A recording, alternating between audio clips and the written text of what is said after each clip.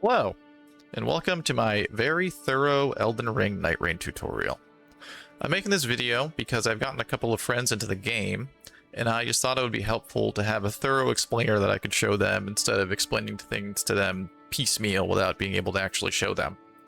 Now, I'm not a pro when it comes to gameplay, so don't judge me too harshly there, but I wanted to offer what information I can to people who are interested in learning the game. Now, Nightreign is a hack-and-slash, session-based roguelike with its gameplay and combat and world based on Elden Ring. You don't need to have played Elden Ring or other From Software titles before, but it does definitely help. The game is designed to be played in teams of 3, but it's also perfectly playable in duos, and once you get good enough at it, it's just fine in solo as well. In the game, you play as different Nightfarers, which are the player classes, and you're trying to defeat the Night Lords, which are the raid bosses. There are 8 different Nightfarers in the base game, with 2 in the DLC, and each Nightfarer has its own different stats, abilities, and gameplay styles. Similarly, there are 8 Night Lords in the base game, with 2 in the DLC. This tutorial is going to start with a high-level overview of the structure of a session, which is known as an expedition. Then we'll move on to core game and combat mechanics. We'll do a run-through of the in-game tutorial to demonstrate just those basics. Then we'll do a quick survey of the available Nightfarers and show a little bit of what each one has to bring to the table. And then we'll round things out with a couple of example expeditions, one in solo and one in trios, just to put together everything we've covered and show what real gameplay looks like. Now, this is going to be extremely informationally dense, so feel free to watch it at reduced speed or rewind or watch it in bits and pieces. You might want to take notes so that you retain the information better. That being said, I'm sure that I'll still miss or gloss over some things. So if after watching the video you still have any questions, feel free to drop them in a comment and I'll do my best to answer them there. This tutorial assumes that you have no experience with Elden Ring or any of the other Souls games. So if you do have experience in that area, then some of this will be pretty remedial and you might want to skip certain portions of the video. Additionally, there will be some spoilers, particularly for some bosses once we get into the example expeditions. So if that's something that matters to you, then again, you may want to just skip portions of the video.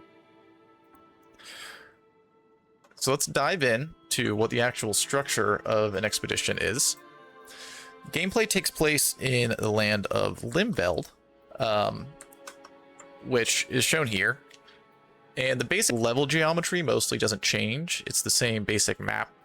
But the points of interest in on the map get shuffled around. So what's a ruin here one match might be a great encampment another match, while this church might be here one match, it might be here instead, and stuff like that.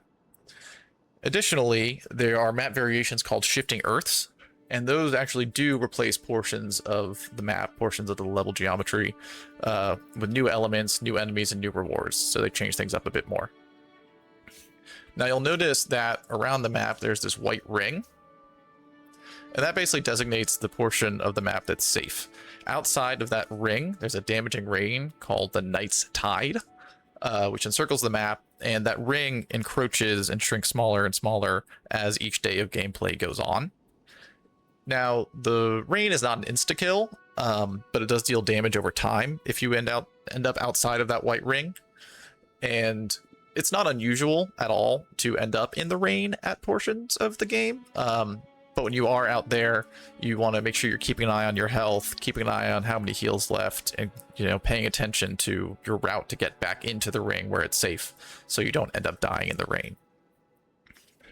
Now, in terms of structure, an expedition, a session, it consists of 2 days of running around looting and killing, and then the raid boss at the end, the Night Lord. On each day, you'll run basically from point of interest to point of interest, gathering heals, gathering equipment, killing enemies to get runes, which are the currency you'll use to level up and to purchase items at vendors. And additionally, by killing enemies, you'll get some of their equipment and passives to just improve your character and get better set up to fight the Night Lord. As mentioned, the ring will slowly encroach over the course of each day, and then each day ends with a night boss. So you'll defeat the Night 1 boss, and then the ring will expand back out to how you see it here. And then it'll kind of rinse repeat. You'll do another day of running around, looting, killing. And you'll fight the Night 2 boss, and then from there, you'll warp straight to the area where you prepare for the Night Lord. And you'll stack up, you'll fight the Night Lord, you'll win, you'll lose, either way. You will earn relics, which are the meta progression in this game, which we'll talk a little bit more about later, but basically they just do things like alter your character stats or change what equipment you can bring in, that kind of thing.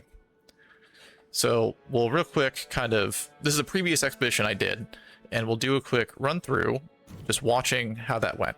So you come, you drop in, you always start in a little baby camp with just a few enemies. You want to make sure you kill those so you can get your quick level 2. Then we move on to a nearby point of interest here in this ruined church. We fight the boss there. So again, getting more runes, getting more equipment. Head on down here, open that Everjail, fight the boss there. Again, it's all just about killing stuff to get those levels, get that equipment, get those passives. We run into the mine here. There are 3 mines on the map, and you can get upgrade materials in them. And now you see the white ring moved here, and the rain is slowly encroaching. So the location of the ring is random. Conveniently for us, we didn't have to go racing somewhere else to find it. It was right next to us. So we just keep on killing, keep on looting. There's a big boss here that we found. We ended up not fighting that. We just kind of skedaddle on out of there. We did grab a heal over here. That's what the glowing golden churches are for. We'll run over here, clear out these ruins. Again, just trying to cover ground, kill things for experience and equipment, grab heals if we can. And now we were kind of caught out of position here. You can see me stuck in the rain, and actually my controller died right here. So I'm just kind of stuck standing still until the rain kills me. And I respawn over here, join my teammates. And so now the ring's done closing. The Night 1 boss will spawn when we have to fight that. If we were to die fighting the Night boss, all 3 of us, then the expedition would end.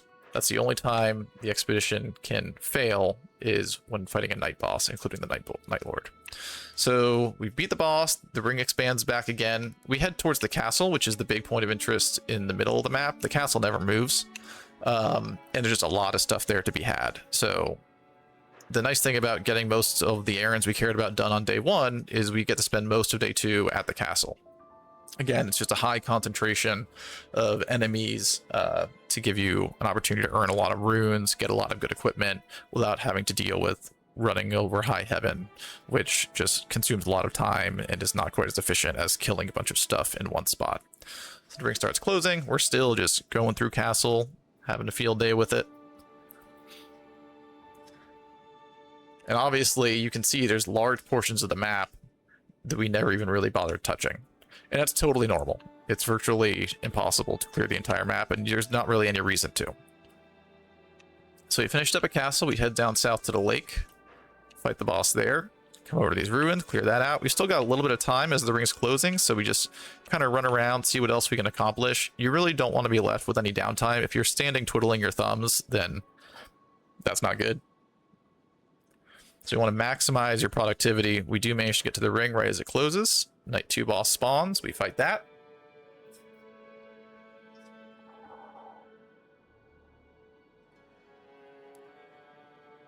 And then once you beat that, you teleport to, like I said, the area to prepare for the Night Lord. And you fight the Night Lord, and you win or lose, and that's the run. So with that high-level overview of what a run looks like, let's dig into some of the actual gameplay mechanics.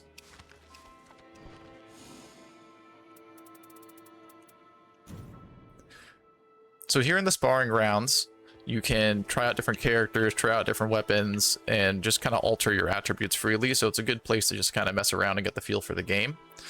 So you can see in the top left corner is our a portion of our HUD, right? The number in the circle in the top left, which currently says number 1, that's your level. You start every expedition at level 1, the maximum is level 15. The red bar there is our HP, our health. Blue bar is our FP, our focus points, which is basically mana, so you use it for casting spells or using weapon skills, things like that. The green bar is our stamina, so for sprinting, dodging, rolling, attacking, all that good stuff.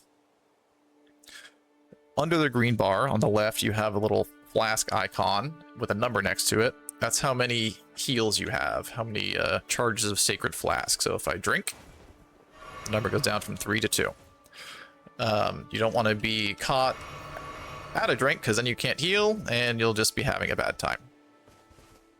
To the right of my heals, you can see there's a little icon there, and that portion under the stamina bar is where special effects on your character, so buffs or debuffs, will be shown. Wilder just innately has a passive buff until he doesn't, and so that's what that icon there is. It's showing that I have that buff available, which is nice.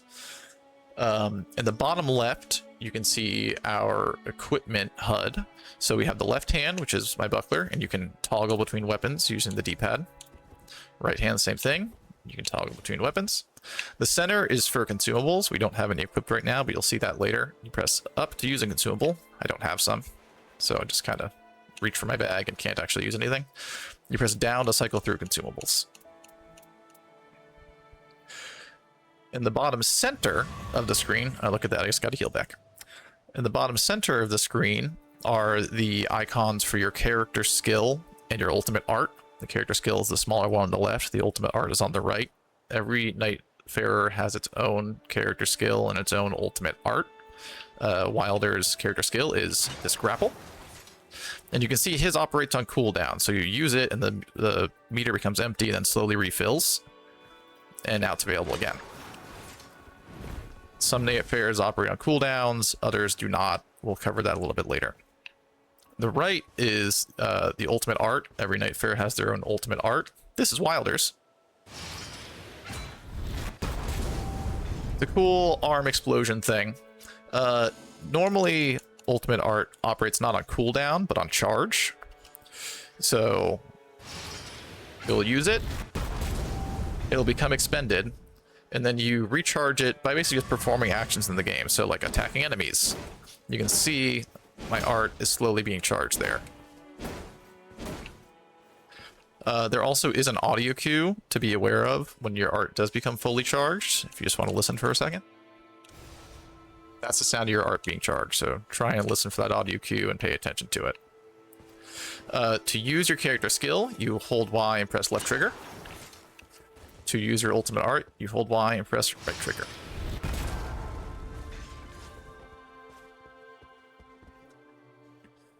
So now let's talk a bit about weapons and equipment. Here in the sparring ground, you can go and retrieve any weapons and any equipment you like, including consumables. There are different types and categories of weapons. So there's melee armaments, there's ranged weapons, so your bows, your crossbows, whatnot. Your shields, which also coincidentally includes torches, but you'll never really use torches, to be honest. Your shields, and then your casting implements, so your glintstone staves, your staves in general, which are used to cast sorceries, and your sacred seals, which are used to cast incantations. Both sorceries and incantations are spells. They both fall under that broader spell umbrella, but incantations are on seals, sorceries are on staves. Each Nightfarer has their own preferred weapon type. So Wilder likes greatswords. He spawns with a greatsword. And what that basically means is that he has a unique moveset with them. So, for example, Iron Eye prefers bows. He has a unique moveset with bows. Technically, there are a couple Nightfarers that don't have preferred weapon types, but in the sense of having unique moveset, but they are still weighted towards those. So in that regard, they do have a preferred weapon type. So we're going to equip some weapons here. Let's see. The right hand. Let's get...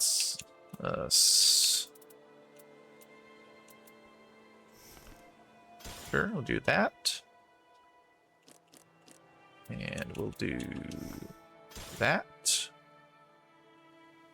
And the left hand, we can do...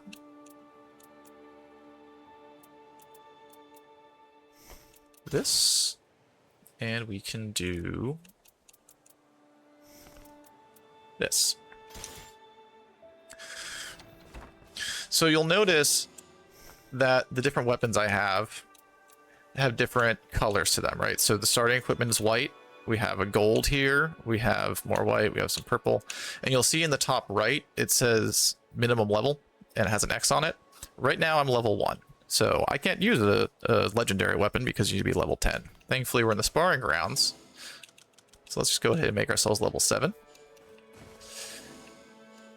And now I still can't use the level 10, but I can use the level 7 armaments, which are the purple. You have white, which you can always use, blue, which is level 3, purple, which is level 7, and then orange, gold, whatever, legendary, which is level 10. Now you are able to strengthen weaker armaments to stronger ones, which we'll cover in the expedition. And another thing to note as you're looking at these, the number shown under the name of the weapon. So for example, here there's that 173. That's commonly known as its attack rating. It's a rough kind of estimate for how much damage it does per hit. It ignores things like enemy defenses and stuff like that. It doesn't necessarily mean it'll be the best damage overall, because, for example, if you have a dagger, it will have a lower attack rating, but it attacks very quickly, right? So it's not a DPS number. It's more like damage per hit. It's closer to that. So just be mindful of that. Now, it does also take into account any buffs. So, for example, if you two-hand your weapon, so right now my attack rating for my greatsword is 98. If I two-hand it, it does go up a little bit. So just be aware of that. If you have any other buffs on it, it's a very real-time number, the attack rating. Now, as noted, you need to be a certain level to wield things of certain rarity. So this is that level 10 weapon, and I'm only level 7. So I can hit things, but it's not going to do a whole lot of damage. So in 3 hits there, I do, what was it, 200 damage? I can do more than that significantly with a weapon that theoretically is much weaker. It's a tier 1 weapon compared to a tier 4, but because I don't have the stats for a tier 4, can't get any real good damage out of it. And so different weapons, well, there's various sources, but there's different types of damage in the game. There's physical, which is just, you know, bonk. But certain weapons also deal elemental damage. They're called affinities. So here, there's that little blue icon next to the 173, right? That indicates this does magic damage. There's also ailments. So Death's Poker here, the blue icon next to the number indicates it does magic damage. And below that, that's the icon for frostbite. So status ailments operate on buildup. When the meter fills up, the status ailment gets applied. And they have different effects. There's poison, which deals damage over time, rot, which also deals damage over time, frost, which this does, which deals a chunk of damage and applies a debuff, blood loss, which deals a chunk of damage, madness, which deals a chunk of damage and comes with a stun animation, but also doesn't affect most enemies, so don't worry too much about that. Well, it can affect you though, so watch out for that. Death blight, which causes instant death, but again doesn't affect most enemies, and sleep, which just stuns things briefly. And so it's good to familiarize yourself with the different affinities. There's, again, magic, as we see here, also fire, lightning, and holy, and the different ailments, which I listed before. It's good to get an idea for what their icons look like so you know what you're getting into. So let's get rid of this greatsword we can't use for something else that we can.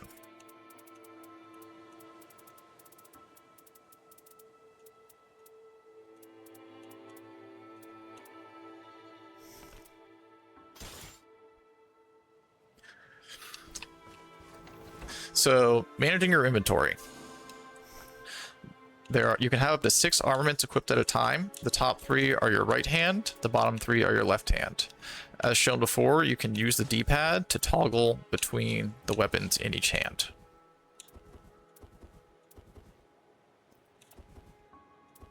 You can also two-hand the weapons in either hand by holding Y and pressing right bumper of the side you want to two-hand. So Y and right bumper will two-hand your right-handed weapon. Y and left bumper will two-hand your left-handed weapon. And same thing to undo it. There are also other ways to two-hand your, untwo-hand your weapon, I should say. For example, swapping armament, which don't worry about knowing them all. Just pay attention to whether or not you're two-handed or not when you you know, when it matters. Additionally, there are talisman slots here, which we can't access here in the sparring grounds, and also consumables, which we can get. We can grab a couple of those. Let's see.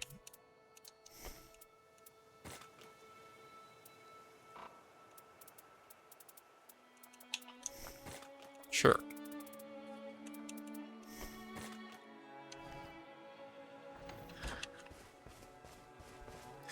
One important consumable, which you cannot see here, and we may or may not see it on the expedition, is called Wending Grace, which is basically a free revive. If you ever see a Wending Grace, almost always take the Wending Grace. So now that we have some weapons, let's actually do some combat and learn how attacks work. Here in the sparring ground, you can activate this training dummy.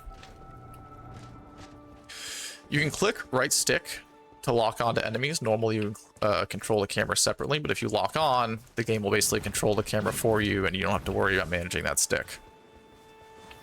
You'll usually want to be locked onto enemies. There are times when you don't want to. Usually that's while fighting a larger enemy, just so you can manage the camera a little better. Knowing when to lock on and when not, and just managing the camera in general is a bit of a learned skill, so don't fret too much about it. Just be aware that you can lock on, and be aware that sometimes you won't want to. So there are different attack types. There's R1, which is just a light attack with your right-handed weapon. Or if you're doing spells, it's the primary spell on your staff. There's R2, which is a heavy attack, and it can be charged. So that's a charged heavy attack. Here's a fast heavy attack. Well, not fast, but uncharged. It's a little faster. Yeah. And if you're wielding spells, it's the secondary spell on your staff.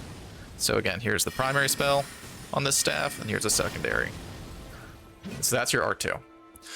L1 does a variety of different things depending on what you're currently wielding. So here, I've got two greatswords equipped. You can see above the weapon icon what class of weapon it is. So here's a greatsword, here's a great axe, here's a glintstone staff.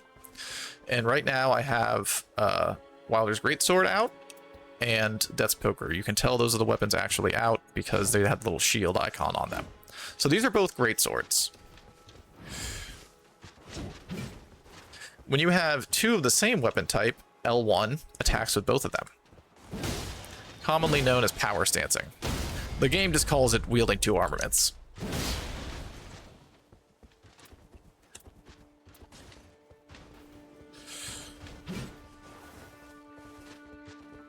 If you have a melee weapon in your left hand and it doesn't match your right hand one, you'll just attack with that melee weapon. With R1, or with L1, excuse me. If you have a shield, L1 will block.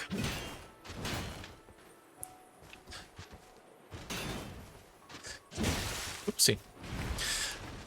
And if you're two-handing a melee weapon, L1 will block. The nice thing is the block fully deflects all physical damage that's incoming. But there's really only one character that's specifically built for blocking. Outside of that, it's kind of specific use case, because you can see how quickly that just eats through your stamina. And this is a very weak enemy. If you have a two-handed ranged weapon, so I have a ranged weapon, a bow, and now I've just two-handed it. If L1 will be precision aim.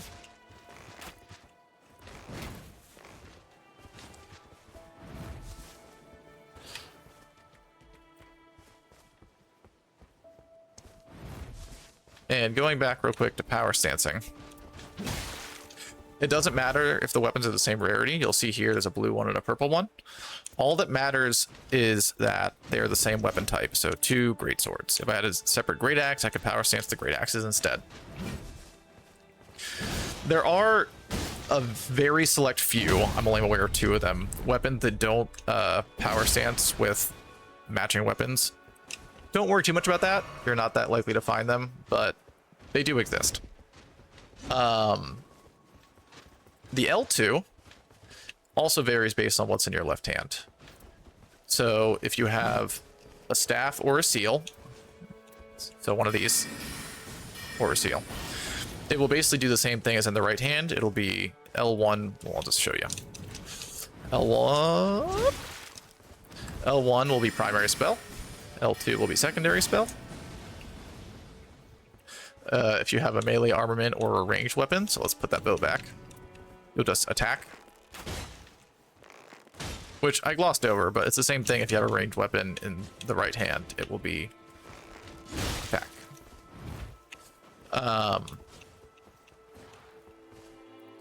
If you have a shield... Oh, actually it turns off after a while. Didn't know that. If you have a shield, and the shield has a skill, which the weapon skill is shown under the top part, basically, where it says buckler parry, that's the skill. So this has buckler parry, this has stamp, this has war cry, this has ghost flame ignition, that's the weapon skill. Or for casting implements, it's you the primary spell and the secondary spell. But for melee and range and shields, this is the weapon skill. So if your shield has a weapon skill, it will do the weapon skill, in this case, parry. So you can deflect an enemy's attack and open them up to a critical hit. If your shield doesn't have a skill, it will do the weapon skill of the weapon in your right hand. This is also true if you have a melee armament in your left hand. So if I have these two greatswords out, and if I press left trigger, it will do the skill of the greatsword in the right hand. If I want to use the skill of the greatsword in my left hand, I first need to two-hand it. And then I can do the skill, which will still be left trigger. So basically, left trigger is going to be weapon skill, but whether it's the one in your left hand or right hand will depend on whether your weapon in the left hand functionally has a weapon skill. So apart from the basic weak and strong attacks, there are some other types. There are jump attacks, which can deal really good stance break. You can also do power stance jump attack or power stance jump attacks. So again, the L1 with matching weapons, which can do insane poise break, especially if you are using a character that can kind of do big bonk attacks. There are rolling attacks, so it's a slightly different animation if you roll directly into attack. Same thing for dashing, so if you dash and attack on the way out of dashing, that's a slightly different attack. There are also guard counters, which there's only one character really built for them, but if you block an attack... Oop, hit me, buddy. If you block an attack and immediately attack immediately afterward... Oh, I guess you can't guard counter with a small shield, actually. Hang on. That's news to me. Sure.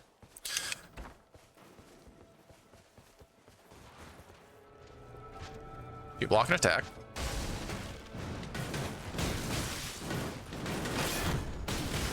See, and this is why blocking is not always the best. Guard count. Okay. Come on. Guard count. So it's important to wait for an opening if you don't have the poise. Guard counter. There you go. It does a lot of stance break. But again, only one character is really specifically built for guard counters, so take that with a grain of salt.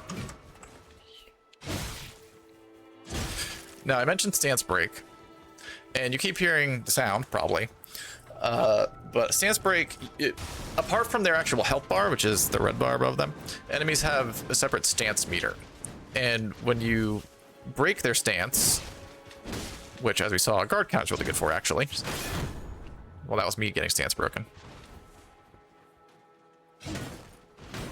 You break their stance, it opens them up to a critical hit.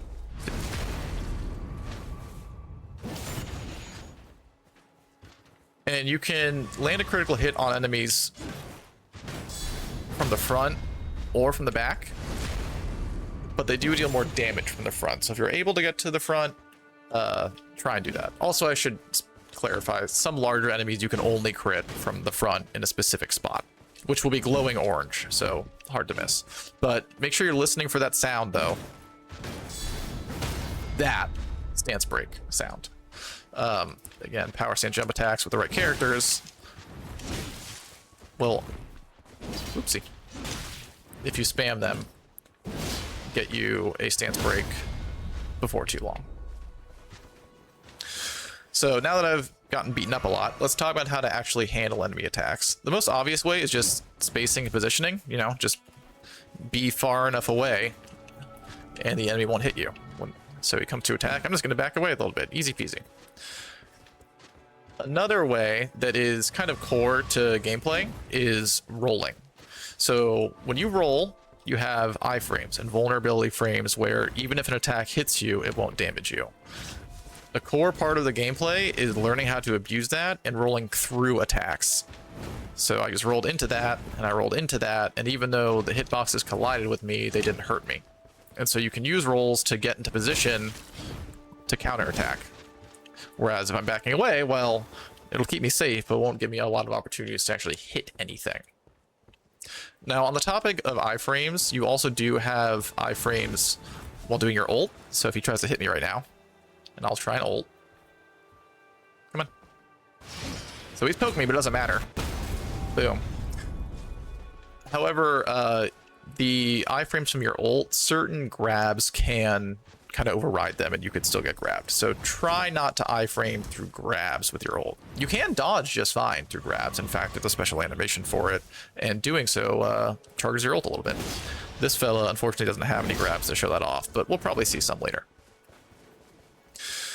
So another way is blocking, which, as discussed before, does have 100% physical damage negation, but it just eats a lot of stamina. Really, Guardian is the only Nightfarer who's specifically built for it, although Executor has a sort of block of his own, which we'll talk about. With certain characters, you can kind of just face tank the damage, because you have a big enough health pool, and you can just trade hits. Wilder, if you build him right, is that character, but he's not, like, the best at it. Face tanking is really only for certain characters, and you really need a particular relic effect to make it particularly viable. Kind of similar in terms of a specific use case is the parry, which we saw before. Which, again, you can deflect an enemy's attack.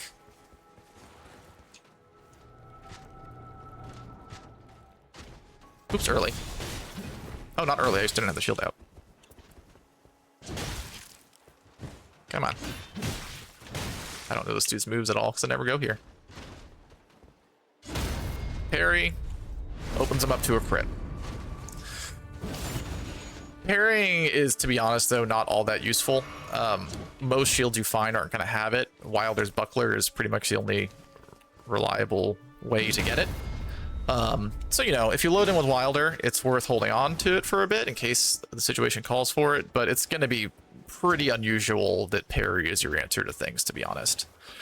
And then apart from all of the above, sometimes you just need to run, which basically is spacing, right? But certain attacks, it's the best way to avoid it is to either run away or run strafe around an enemy. But an important thing to keep in mind in all this is stamina management. So you see, if I'm spamming dodge, for example, or I'm sprinting, then my stamina will go down. And so you don't want to be caught in a position where you're out of stamina and the enemy can just hit you because, well, if I have no stamina, I can't dodge, I can't attack, I can't do anything. So keep an eye on your stamina. Stamina management is a very important skill to learn. So that's all the basics of how to handle enemy attacks. You'll learn the attacks of different enemies, particularly bosses. You know, just learning what bosses' attack patterns are goes a long way to learning how to handle them, because different attacks are handled in different ways, and that's just play the game and, you know, you'll learn. So that's pretty much all the core mechanics. Let's, as mentioned, run through the game's tutorial and just kind of see how all that comes together. So you'll do the tutorial when you first load into the game, but also if you ever want to go back and refight it, you can go here to the visual codex and go to the guide and press X and it will load you into the tutorial. So let's do that now.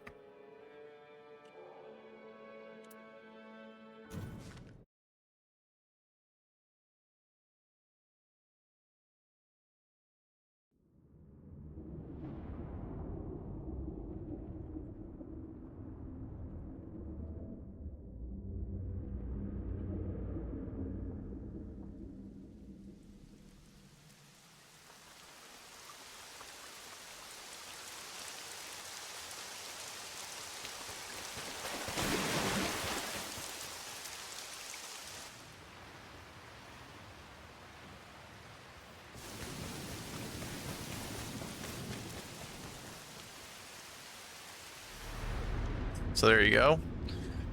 You're running from the rain. You're back inside.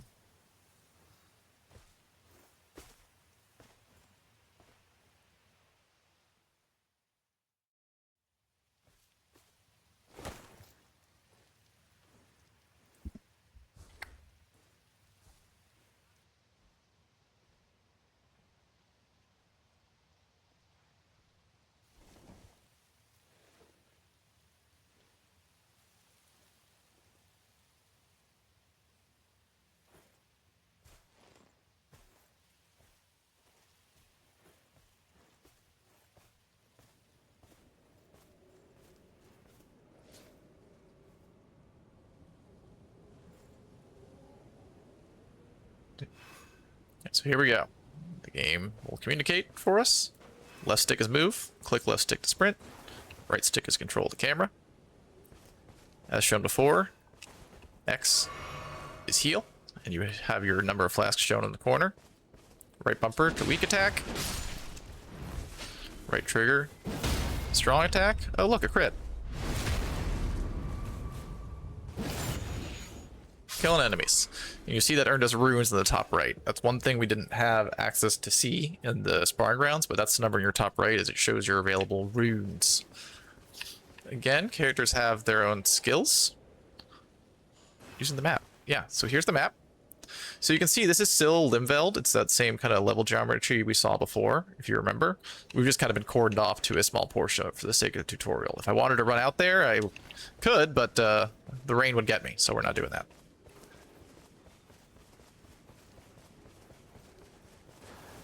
Yeah, so Wilder's Grapple, apart from being great for traversing, can also just grapple enemies. So for smaller enemies like this, it will grapple them to you. You can punish. For larger enemies, it'll actually grapple you to them. And you can see as we're running around, as we're killing stuff, our art gauge is getting charged a bit more. To get over things, you can jump and climb. A to jump, and just kind of push forward and spam. Just push forward and spam A to keep climbing. Oops, missed. And notice my stamina management. If it gets too low, I won't be able to attack. Yeah, so left stick normally is just kind of walk forward, but surge sprint is what you want to really traverse areas. So that's click left stick to activate surge sprint. Yeah, so wall jump is a big part of traversing the area. These cliffs that are very kind of distinct and have the chalk outlines on the edges, you can climb up. Again, just kind of hold forward and spam A. And here's our first point of interest. This is a fort. As you can see here, that's what a fort looks like on the map. Over here are ruins. And in the area, in the overworld, you'll find things like chests that you can open and loot. And on the tutorial, it's all preset. But so we found a colossal weapon. We found a fist. And oh look, this one actually deals frost. I never noticed that. So it deals frost, it has Hoarfrost Stomp with its skill, and at the bottom, importantly, is shown its passive. Now this is very important. The passives on equipment generally apply even if you're not using that equipment. So now just by having that in my inventory, my jump attacks are improved by 14%. So even if you're not actively using the weapon, you want to be filling out your inventory, even if it's just for those passives. So here, we get stronger charge attacks. So now, even if I'm still using... There you go. There's the passive effects. So now, even if I'm using my greatsword instead of the colossal weapon that the passive is on, my charge attacks will be stronger. And it's just telling us there, select to open the map, start to open the equipment menu, and you can just A to shuffle things around however you like. Just kind of manage your inventory. So let's go in here. Character skill, hold Y, press left trigger. Weapon skill, which is actually what it's talking about right now, is just, as discussed, left trigger. So because our shield has a skill, it'll be a parry. If we were two-handing, it would be our greatsword skill, which is this. Hi, buddy. Hold blind, press right bumper to two-hand your right-handed weapon. Hold blind, press left bumper to two-hand your left-handed weapon, which is a shield, so I'm not going to do that. Charge attack. So that's a stance break. Crit. There's another chest in here, and as you can see, we're getting a good number of runes. Okay. Defeating enemies restores HP, and also a blue armament. So you can see it's a higher rarity than our white. I'm going to keep using the greatsword, just because it has a little bit more reach than the straight sword, and also Wilder has its unique moveset for the greatsword, but this is a higher rarity weapon, so possibly a higher damage per second, to be honest. And so here, you can see the passive here has the red hand on it. What that means is that those passives that, like, most passives don't have that. The ones that do, it just means that that weapon needs to be out in order for the passive to apply. So you don't necessarily need to attack, like, I'll have the glint blades even if I'm not attacking with that weapon, but you need to be that one of the weapons I actively have out in order for the glint blade passive to apply. The glint blades are great. They're just kind of free damage, so I'm going to keep that out. I don't really need my shield. I'll just be two-handing this anyway. Character skills. So as discussed, hold Y, press left trigger, grapple. And you'll notice that I'm locking on to just about everything I'm killing. Again, that's the good habit to get into. There will be times you don't want to lock on, but locking on is the default. Oh, there's my ult charged. Another chest. So we got some lightning grease consumable, fire pot, warming stone. We're not going to get too deep into what the different consumables do, but there's a lot of them. They do a lot of stuff. Just experiment with them and you'll learn. And I'll use some in the fight here.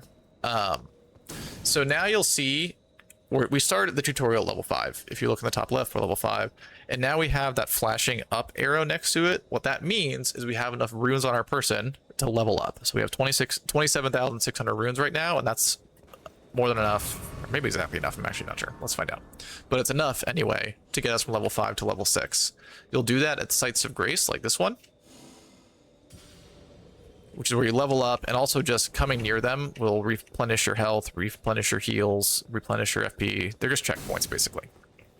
So we did that, and now, oh no, we have an ally who is downed. An NPC in this case, but... So when an ally is downed, you can rescue them from near death. They'll have this meter with up to 3 pips on it, and you revive them just by attacking them. You can lock onto them just like you do with enemies. If you start reviving them and then stop, you can see the meter starts filling back up.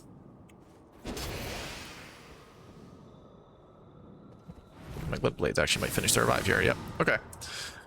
So now we revived our ally, and we're going to go in here.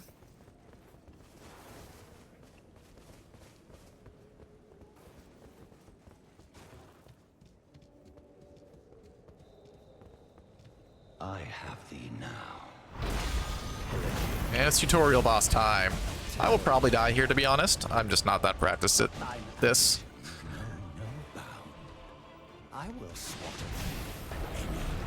So I used to use my lightning grease, so now my weapon has a lightning buff on it. I'm gonna use my ult. Early damage. Opens it up to a crit. I'm going to try and get some charge attacks in, since we have improved charge attacks.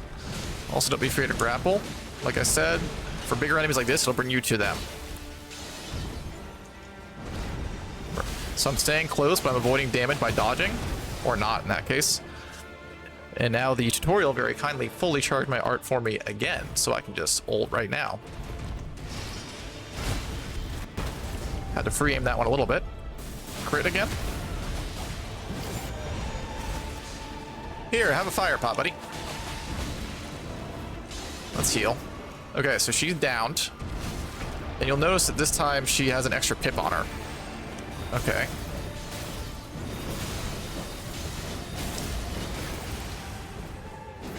So it took a little bit more to revive her that time. I need to heal. But if you're able to revive your teammate safely, it certainly helps. Oops.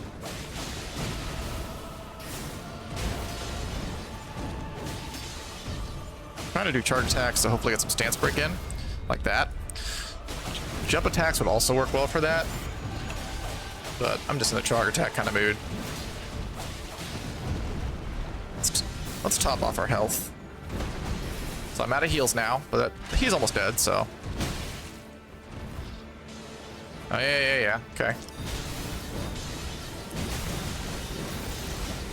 Oopsie. Hey, look at that. Surprised. I think it's actually my first time killing him with the NPC still alive.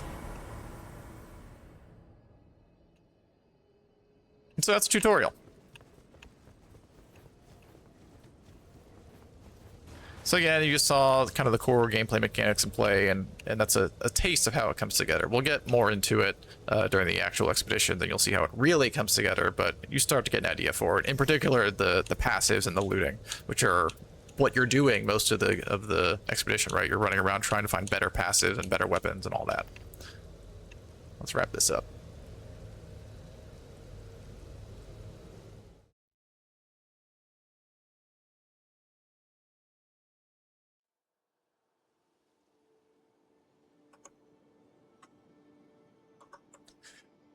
So now we're back in the roundtable hold. This is just the central hub of the game. There's a lot of stuff to do here. It's basically everything you're doing that's not the expedition. So we saw before the visual codex. It's where I was showing you guys the the replay, basically. But there's a lot of other really useful information here. You can see it's a kind of fresh account. I only got 58 hours on it. You can get information about all the different Nightfarers. You can get information on all different equipment. Basically, all the information you could really want about the game is in here.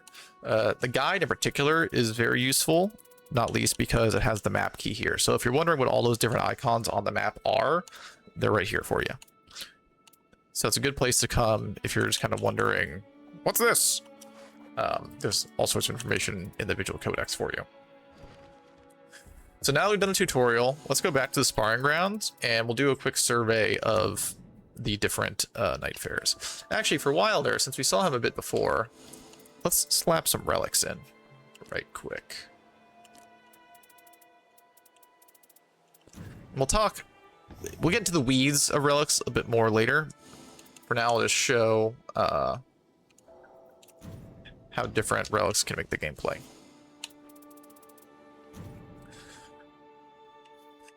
So one important, well, here, actually, let's, instead of teleporting straight here, this is the menu in the roundtable hole where you can select your character. It's here in the big round room. Because you have this fast travel menu, but you do need to interact with things first before you actually fast travel to them. So here's character select. It's important in solo that you select your character here in the roundtable hold before you start an expedition, because it will just throw you straight in as whoever you are in the roundtable hold. Anyway, back to sparring rounds. So as shown before, here's Wilder. He prefers greatswords, but he's also the quality build of the game. He is John Nightreign, so he can kind of make pretty much anything work. So if you're wanting to just experiment with different stuff, well, he's not so great with spells, but in terms of other weaponry, if you just kind of want to experiment with stuff, Wilder's a good place to start, because you can pick up at the very least, most melee armaments that you're going to find on an expedition, he can work with. So he's kind of your catch-all. Every character has an ability, a character skill, and an ultimate art, as kind of previously mentioned. And you can turn the guide on here to show you what each character's is. So Wilder's ability, his true passive, is Sixth Sense, which is basically if a hit would kill you, instead it just kind of knocks you back. There's a sound, and that's that buff we were talking about before. You can see there the Sixth Sense icon looks like the icon we have under our stamina bar. So as long as you have that icon under your stamina bar, you know you have your Sixth Sense still available. Once it procs, once it goes off, it doesn't come back until you either touch a grace or die and respawn, so be mindful of that. But Wilder's passive can be really handy because, again, it's just a one-time get out of jail, or well, get out of death free card, essentially. We have the grapple, which we dealt with in the tutorial. We have his ult, which, again, big boom, which here, let's go ahead and set the ult to be charged, because we're going to be toggling through all the Nightfarers here. Now that I have relics, you'll notice the ult's a little different, because with the relics, you can make it so his ult leaves a nice big pool of fire afterward. Another relic, in fact, I have for him is that with the grapple, you have a follow-up attack to apply fire to your greatsword. That's pretty good. So yeah, that's just to kind of show you how different relics can make the gameplay. In general, they're not necessarily. You can play the game without relics for the most part. Some characters benefit from them more than others, but for most characters, yeah, relics help, but they're not essential. But again, we'll talk a little bit more about relics later. So talking about the grapple, just now let's turn that cooldown off too, actually. Hello? Character skill, no limitations. So I've turned the cooldown off. As shown in the tutorial, apart from grappling enemies to you or grappling you to enemies, it's also great for traversal. So if you grapple and jump at the end of it, it'll just send you flying forward. It just helps you cover ground faster. It's a useful thing to know. The grapple also does a decent bit of revive damage. You might have seen during the tutorial boss, I used the grapple to chunk some of our allies' bar down. So it's handy for getting some quick revive damage out.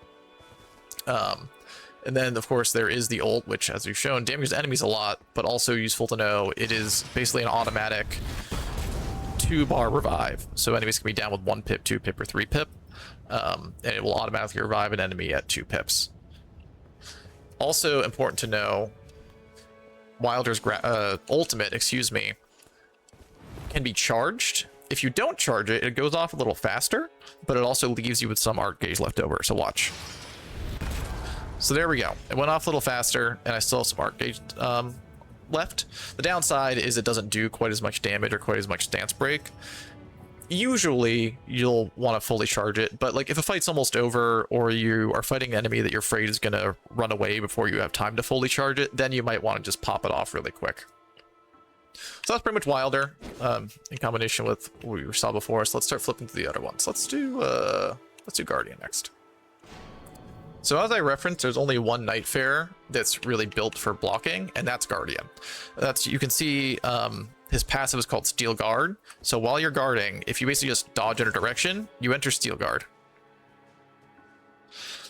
And when you're in combat, Steel Guard does slowly drain your stamina. So you can see his stamina is going down. So there's a price to be paid for it, and you have to manage your stamina. But you can also see, whereas before blocking attacks takes a bunch of stamina, and Steel Guard, it takes a small fraction of that. And so Guardian's your shield tank. He's built to just draw enemy aggro and deflect things.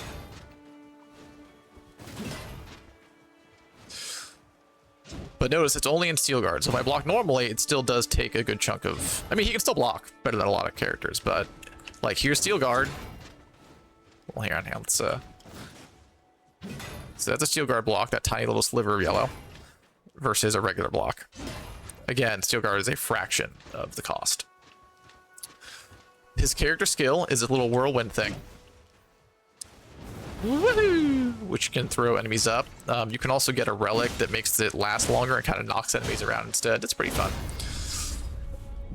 Guardian's ultimate, which let's get back to full charge, is this cool little airstrike, which deals damage, and you can see that big AoE of gold it leaves on the ground. That his ult will fully revive all enemies, even if they're down with 3 bars. I should say all enemies within its area. And then while that effect is going, here, let's get the meter back up. It'll slowly, you'll see it'll, using the ult consumes about as much of the meter as using Wilder's uncharged. And then if you hold it, it will slowly expend the rest of it. And while that field is active, any allies in it can't be damaged. They can be knocked down, but they can't be damaged. They can't take status ailments. The worst they can get is kind of knocked around. So it's, it revives teammates and also gives them a second to either get some damage in or to run away if they need to. But usually damage will be the answer. Let's see, what else to know about Guardian? think that's about it. One thing to keep in mind with his ult is that it is a limited area of effect. So if multiple teammates are downed, or if you are a downed teammate and you have a Guardian, you should crawl towards other downed allies if you can, because it just means that you're more likely to have how to be together and be able to both get revived by the single ult, because it only has so much range and it's often smaller than you think it is. Also remember that you can lock on to downed allies, which you'll definitely want to do as Guardian, at least until you get used to free aiming this, because it can be a little finicky. In terms of weapons, great shield, obviously, because he's a big shield boy. And he's built for halberds. He has a unique guard counter with halberds that's charged. Yeah. That wasn't a guard. I waited too long, so that wasn't a guard counter. Hang on, steel guard. Oh, you bounce off immediately, okay. Guard counter. So that 3-hit guard counter he can only do with halberds, and only he can do it, period. So that's one of his kind of unique things. But the halberd moveset, it has the benefit of reach. It also has the benefit of you can do it while your shield is still up. But it has limitations, so don't get too married to halberd necessarily. Other weapons that you can still attack while your shield is up are thrusting swords, spears, great spears, heavy thrusting swords, most pokey weapons. Okay, that's about enough of Guardian. Let's move on to my personal main, Iron Eye. So Iron Eye wields bows, but he also is really good with any dex-based weapons, so like katana, twin blades, stuff like that. But he's technically built for bows. He is... Oh, sorry. One more note about Guardian. Guardian is probably the character that benefits the most, to be honest, from relics. So I'll show you my Guardian relic build later, and we'll talk a little bit about that. But anyway, back to Iron Eye. So he wields bows. His passive is just straight up better item discovery for your entire team. Very straightforward, very good. It does stack if you have multiple Iron Eyes, so that's cool. His character skill is one of the most busted good skills in the game, which is marking.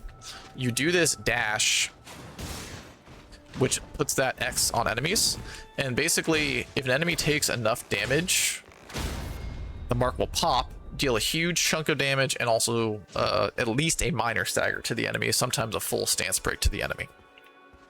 So additionally, while enemies are marked, they're debuffed and they take additional damage. So in one move, you also can move through enemies. So in one move, you can reposition. You have iframes while doing it. So you can reposition, you can dodge, you can debuff enemies, and you can just improve your team's overall DPS. It is an extremely, extremely good ability. In fact, probably one of the few relics in the game that does totally change your gameplay is you can get a relic for Iron Eye that lets you have 2 charges of Mark instead of 1, because normally Mark operates on cooldown. But you can get a second charge, and then it just gives you a lot more versatility with when you can mark. Iron Eye's ult is just big O arrow shot. It has a nice AoE to it, so you can line up a bunch of enemies and hit them all. It also can be charged. However, unlike Wilders, the charge doesn't actually do more damage. It's more of a timing thing. So if for some reason you feel the need to, like if you want longer iframes, for example, right? Because if I just do it quickly, I'm not going to have as many iframes as if I do this and then hold it. So you might want to charge it just for more iframes. But there's no damage benefit to charging it longer. Okay, let's move on next to Duchess. Duchess's shtick is basically being very fast. She's very good at dodging. She has a unique dodge where they chain together, which functionally, while it's multiple inputs, just spam B, it functionally operates as one long dodge. So it gives her the best iframes in the game.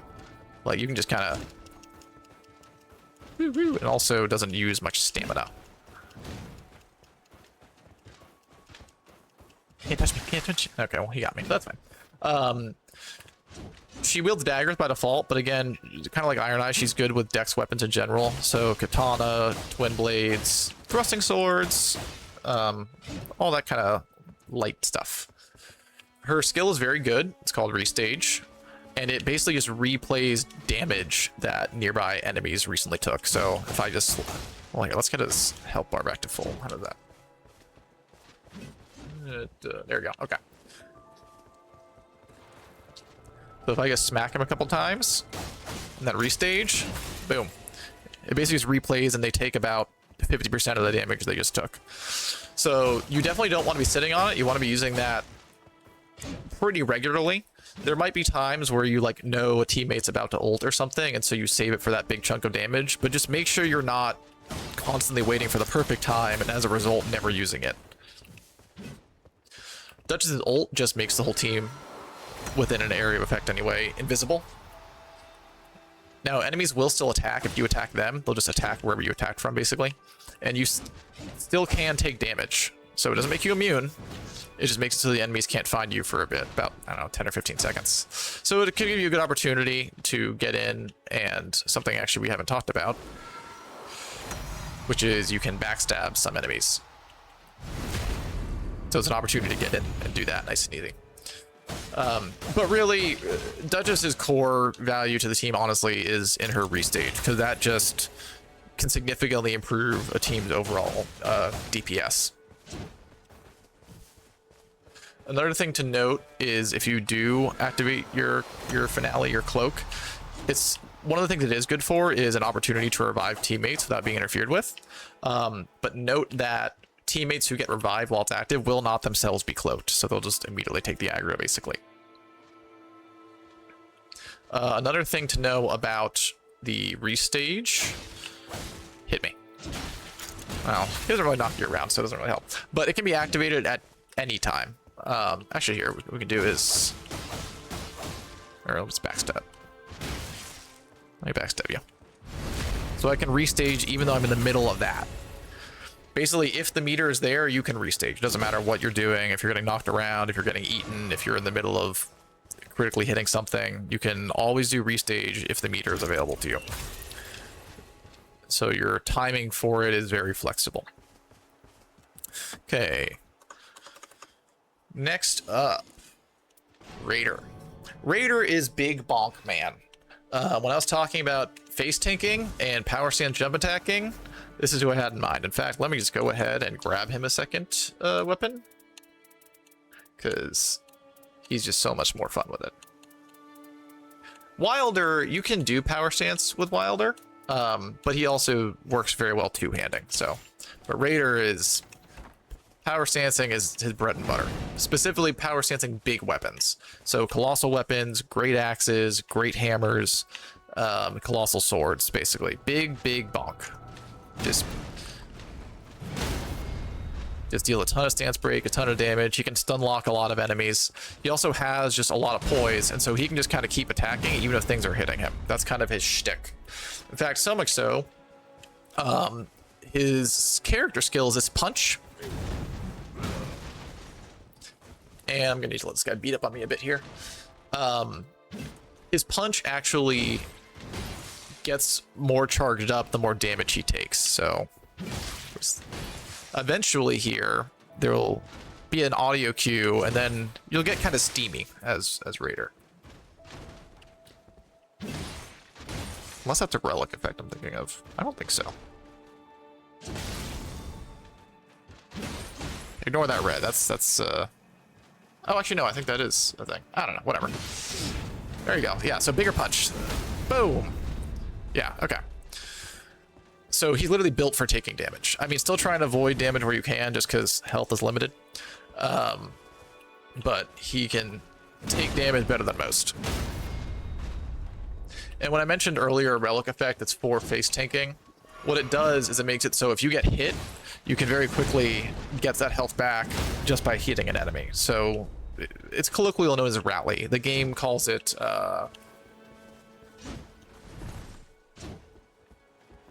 basically partially restore HP on post damage attacks, I think.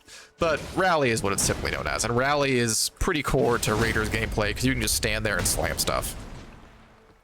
So again, his character skill is the punch, which, as you can see, his passive is that while he's doing that punch, even if it's the longer one, he can't be knocked down while that's going on. So he can just stand there and kablam.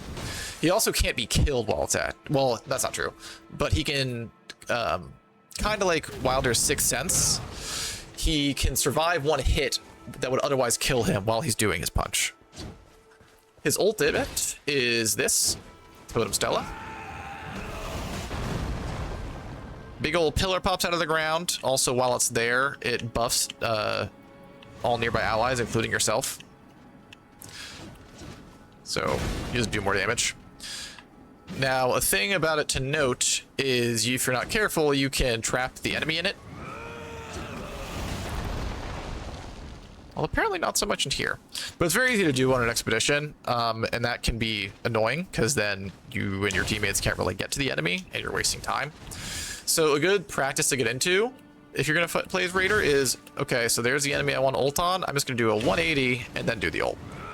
Because then it'll still hit the dude. Like, there's a bit of an AoE to it, but he won't be trapped inside of it. Just a good, best practices as Raider. Kind of a bit of a pro tip there.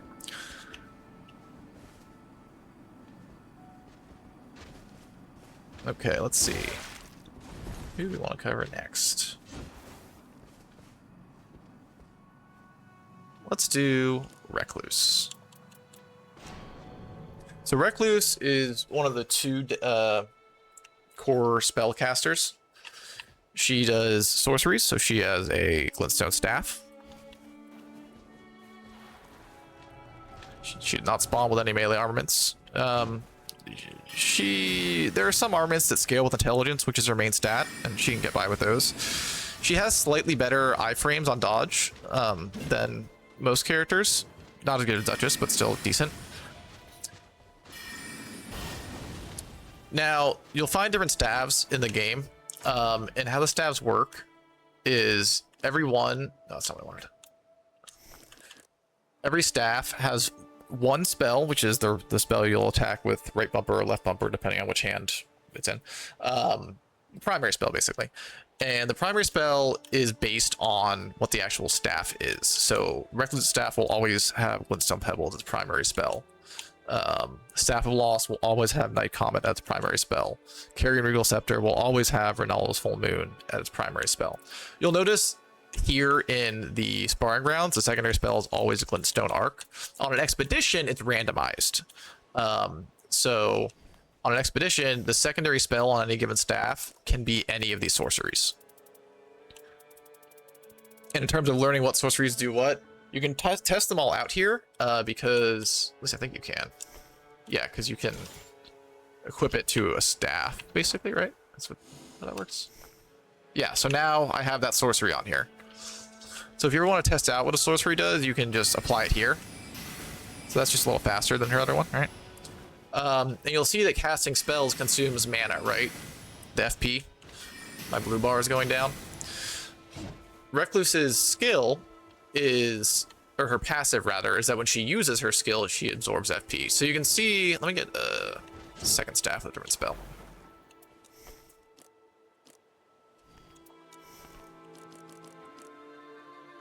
Yeah, let's also grab a seal. Or even two. So while Recluse is built for sorceries, her faith is also very high, so she's also one of the best in the game at incantations. So really just spells in general, she's very, very good at. But anyway, you can see we're missing some FP now. Recluse's skill is to basically slurp elemental dregs off of enemies. So right now you see that kind of blue icon on him, and that's not the lock-on. I mean, there is the lock-on, but outside of that, there's the little ring. And there it's blue because he's currently got magic on him. But if I were to do a fire spell, sorry, that's holy. If I were to do a holy spell, for example, now he's got holy. And so my character skill as Recluse is I can just slurp that right up. And now at the bottom, if you look at our character skill icon, that's our magic cocktail. And now one of the three icons on it is full because I just got holy. If I were to get magic instead, it'll fill one of the other ones, and now it's magic. Her whole deal is that different combinations of things do different effects. So there's lightning. Let's get some lightning. I actually don't know. What is holy magic lightning? I don't know her cocktails that well, to be honest. I don't use her all that often. Ah, yes, this one. So that just deals damage. It's a pretty good one. So yeah, a big part of Recluse is knowing what the different cocktails are and how to combine them. Her passive is that when she does her slurp, she regains some FP. So here, I want lightning again. So I'm gonna slurp this lightning, and you'll see my FP bar went back up a little bit. Where's the holy? I want to show one cocktail I do know is holy. Yeah. Is holy fire lightning, which is this little number. The lightning state comes down, and it takes a little bit to cook, so you got to get the positioning right. But when it goes off, it does big O damage. So that's a cool one. And again, she's good at sorceries and incantations. Like right now, I have 2 staves on the right hand and 2 seals on the left. So she's just very good at spellcasting in general. And her skill is a bit involved because of the magic cocktail situation. So she's kind of got a lot going on. She is really cool. And if you are interested in a challenge or something to master, she can definitely be really, really powerful. Built right, she can output some of the highest damage in the game. Her ultimate has a big AoE, and it puts a debuff on enemies. You can see that red mark on them. And while they have that debuff, if you or allies attack them, damaging them replenishes your FP and your health. So you can see, even though I'm casting spells, I'm earning mana back faster than I'm spending it. So it's pretty good. It also will draw all the aggro in the world to you, because it'll aggro basically everything that you hit with it. There is a relic effect for her that also makes it do damage just by casting it, the ult. So that's pretty nice. One thing to know about her ult, though, is that, I don't know if I can time it here, but alone of all the Nightfarers, for some reason, she has kind of a wake-up animation from her ult where she's not invulnerable. So if you time it right there, perfect. See, so I could not have done anything to avoid that damage, other than just not ult, because I was locked in and I wasn't able to actually dodge out of there before they hit me. So that's one thing to know about Recluse, is you do have at the very tail end of your ult animation some time when you are vulnerable. So just be mindful of where and when you use your ult. Alright, up next, let's talk about Revenant, who is one of the other core casters in the game. So Revenant, she can use sorceries, but she's not quite as multi-talented as Recluse. She is really built for incantations, which are the ones that appear on Sacred Seals. But she also does spawn with a melee armament, her fancy claws. And she's a necromancer support. So she does really good revive, basically. In fact, her ultimate is a very large AoE 3-bar revive. So it'll just revive your team even if they're down to 3 bars. Her and Guardian are the only 2 characters whose ultimates can revive teammates at 3 bars, and hers has a much larger AoE. It's not the entire Night Lord arena, but it's a good chunk of it. So it's much more forgiving than Guardians is in that regard. Her character skill, well, let's start with her passive. Her ability is that when she kills enemies, occasionally they will just come back as ghosts to fight for her, basically. It's fully passive. There's not a ton of control over it. It can only apply to enemies of a certain size. Like you can't resurrect bosses, for example. Her skill is also a form of necromancy, and she can summon specific spirits to help her. So if you press your hold Y and press left trigger to activate your character skill, you then pick which spirit you want to summon. So you can press right bumper to summon Helen, right trigger, to summon Frederick, or left bumper to summon Sebastian. Helen is a page, so she's small. She's not great. I mean, to be honest, most of the primary utility of the summons is just a distraction. So like Helen can go fight there while I revive a teammate or what have you. Helen does have some potential to revive. Sometimes you can drop her on a teammate, and if she doesn't lose focus, she can revive the teammate, but she might get distracted and go fight an enemy instead. So that's the risk there. Frederick is this big boy. He's probably the most kind of versatile. He's a little bigger than Helen, a little tankier, and can hit a little harder. He's not so great at revives though, because he attacks very slowly. So it's not impossible for him to revive, but he often doesn't attack fast enough, so the meter just keeps refilling. And then last, there is Sebastian, our big skeleton friend. He's big, he's healthy, and he hits pretty hard. Only downside is he's rooted to the ground.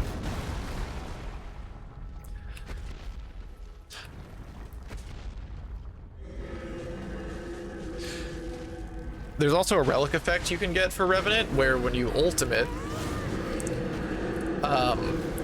your summons will basically do a big attack. Oh no, you don't need the relic. Okay, so yeah, laser beam. I guess the relic just makes them stronger about it. So yeah, if you ult with your summons out, they each have their own unique ult, which you can experiment with that on your own. You'll also notice that when I activate the ultimate, there's a white effect in the core of him, also on you, right? It affects all allies. And while that effect is up, Sebastian is loud. While that effect is up, you cannot die, and anything with it, and your allies cannot die. You can get damage, you can get knocked down to 1 HP, but you cannot die. Even the rain won't kill you. Well, until the effect runs out, and then the rain will instantly kill you because you're at 1 HP. But yeah, so she can also cast spells, which we kind of previewed a little bit already with Recluse, but instead of staves, she primarily uses seals. So, Flame of Frenzy, for example. Like Recluse, she can get really, really good damage output. It's just a matter of getting good spells with her. And she is very squishy, so she's a good character, but it takes a bit of skill to figure out how to play her well. Not maybe the most welcoming to newcomers. Next up, let's talk about Executor, the last of the original 8. Executor's pretty cool. His passive is kind of useless. It just makes it so that when he recovers from status ailments, so like say he was poisoned and now he's not, he gets a temporary attack boost. It's not great. It's very situational, but it's a thing. It's whatever. The core of Executor's gameplay are kind of two things. Number one, he has very high arcane, and what that means is that weapons that deal ailment, he deals it very quickly because the dealing of ailment buildup is based on your arcane stat. So let's get, for example, he's built for katanas. Like katana is what he has a unique moveset with, but kind of like Iron Eye and Duchess, he's good with dex weapons in general. Let's grab us a katana though. Where's here, Serpent Bone Blade, which deals poison.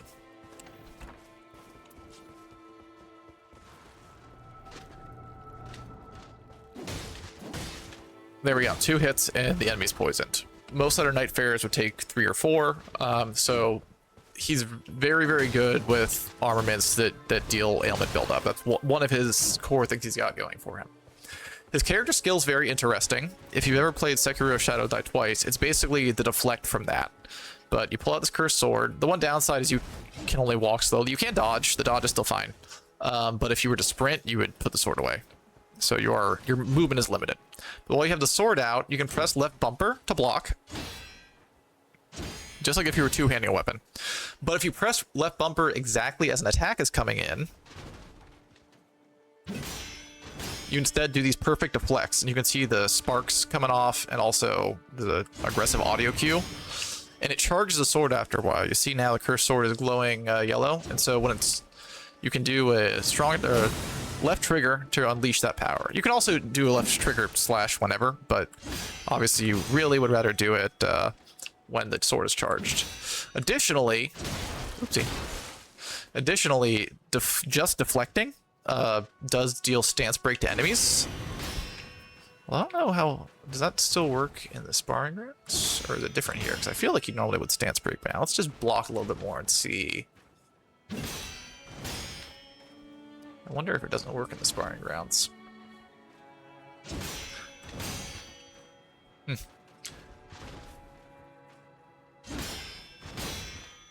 Bet it might work if he did his big spinny attack. I wonder if it's just going too slow. But anyway, so the curse sword's very cool. Again, the mobility kind of can be rough, and it's a challenge if the enemy is not actually paying attention to you, which will sometimes happen in co-op. But it makes you well suited to kind of squaring off against enemies one-on-one to either buy teammates time, or if you can pull one enemy and your teammates will pull other ones. Usually for most smaller enemies like this, you won't need to mess with it. And to be honest, Executor is decent enough in terms of his regular stats that if you don't really want to engage with the Curse Sword, you don't have to. But it is a core part of his kit, and it's pretty fun once you get used to it. Executor's ultimate is just turn into dog. You can move really quickly, you can jump really high, you can slam him. The right bumper to attack with slashes, left bumper to attack with a roar.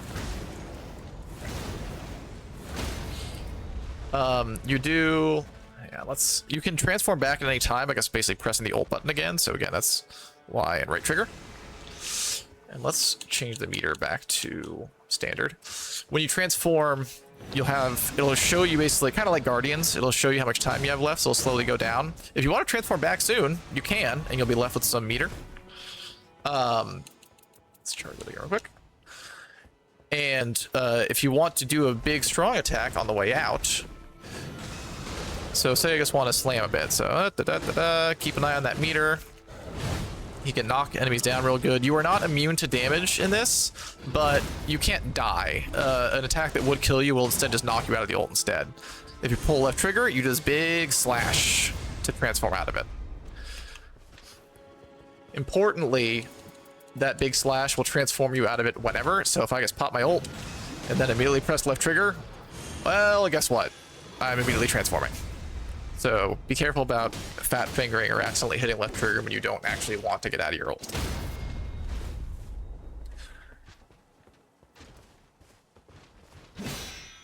Yeah, that's another thing. So the actual act of sheathing and unsheathing your sword is also a deflect. And so Executor has a very high skill ceiling in that regard, because the Curse Sword does damage, but it's not like super insane damage. So really good Executor players, which I do not claim to be, will basically swap in and out of their sword pretty effortlessly, because again, this actual swap is a deflect. So you can just swap, deflect by swapping, and then switch to your other weapon that does more damage. It's a lot of work and upkeep, but again, once you get good at it, it can be really, really effective and satisfying.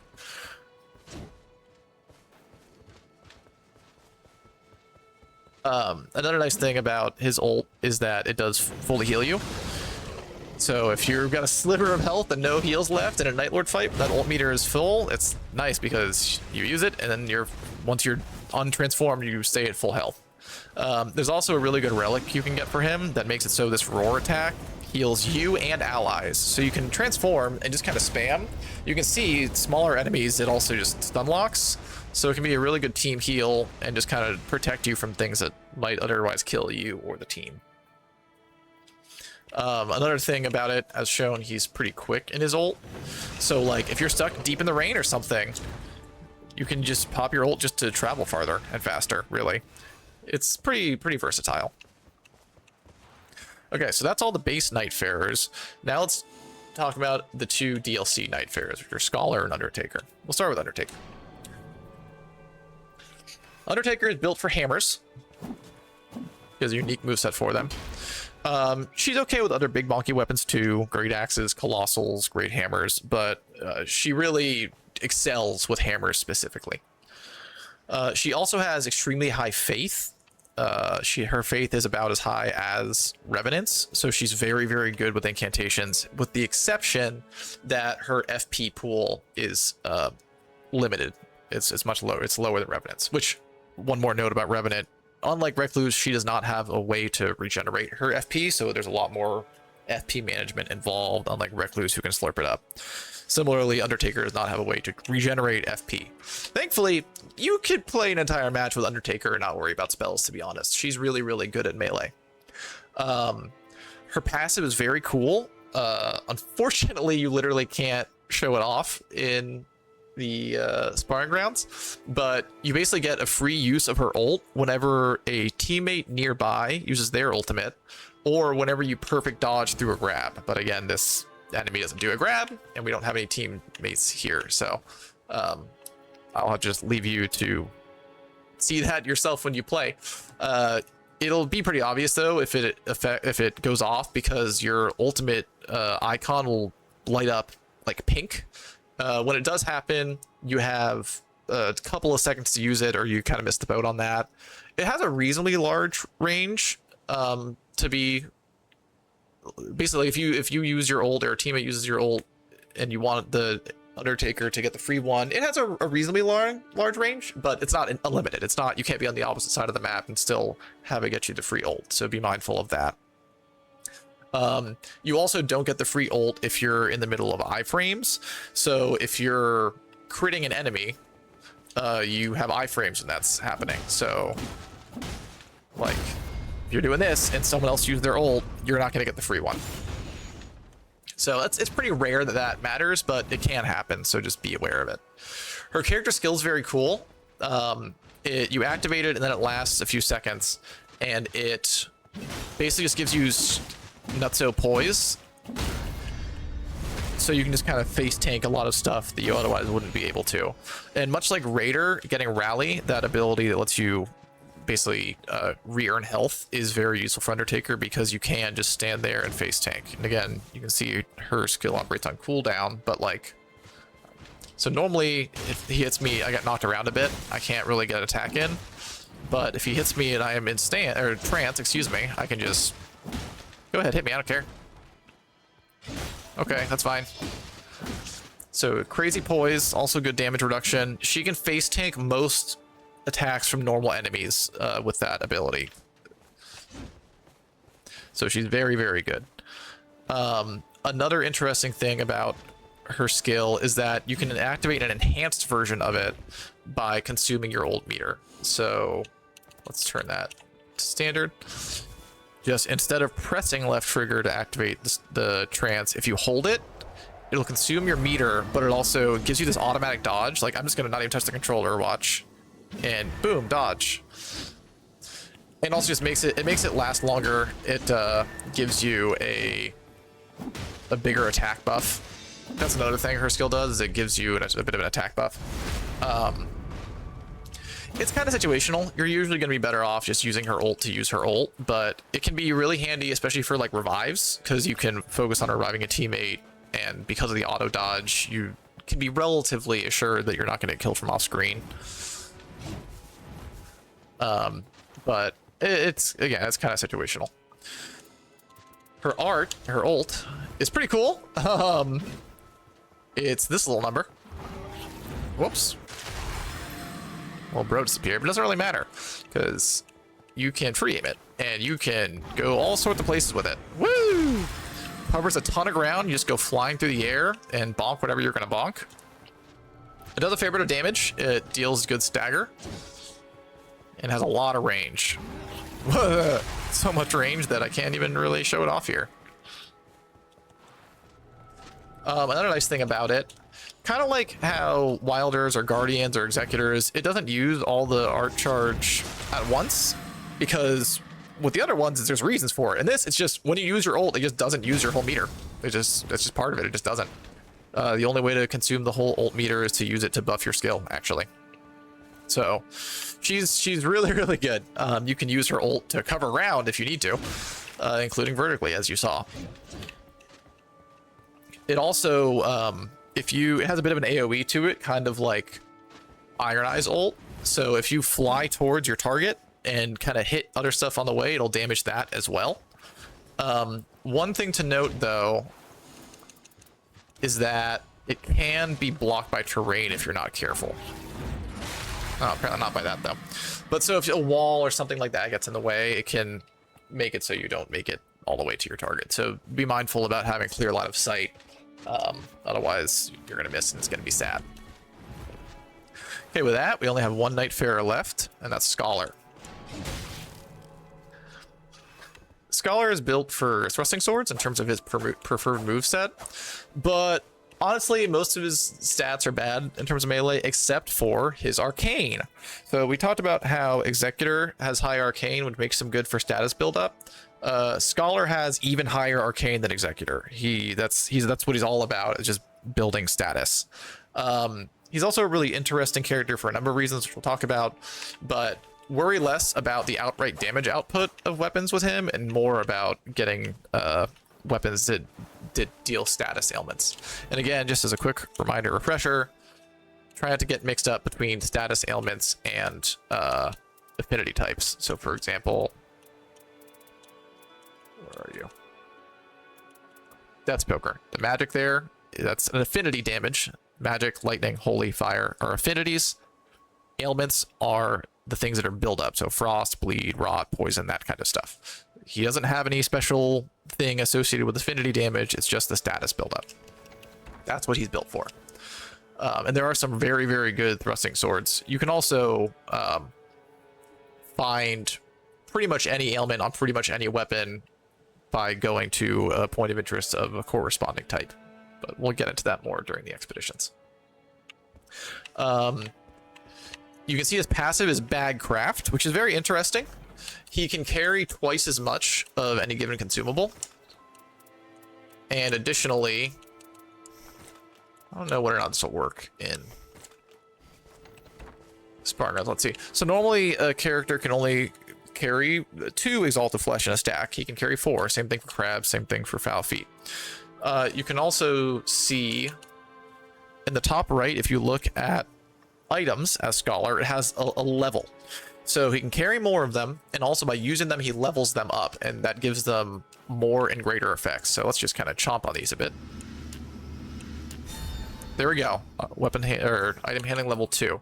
And they're by category, so these are all in the same category. You can see what categories are what here.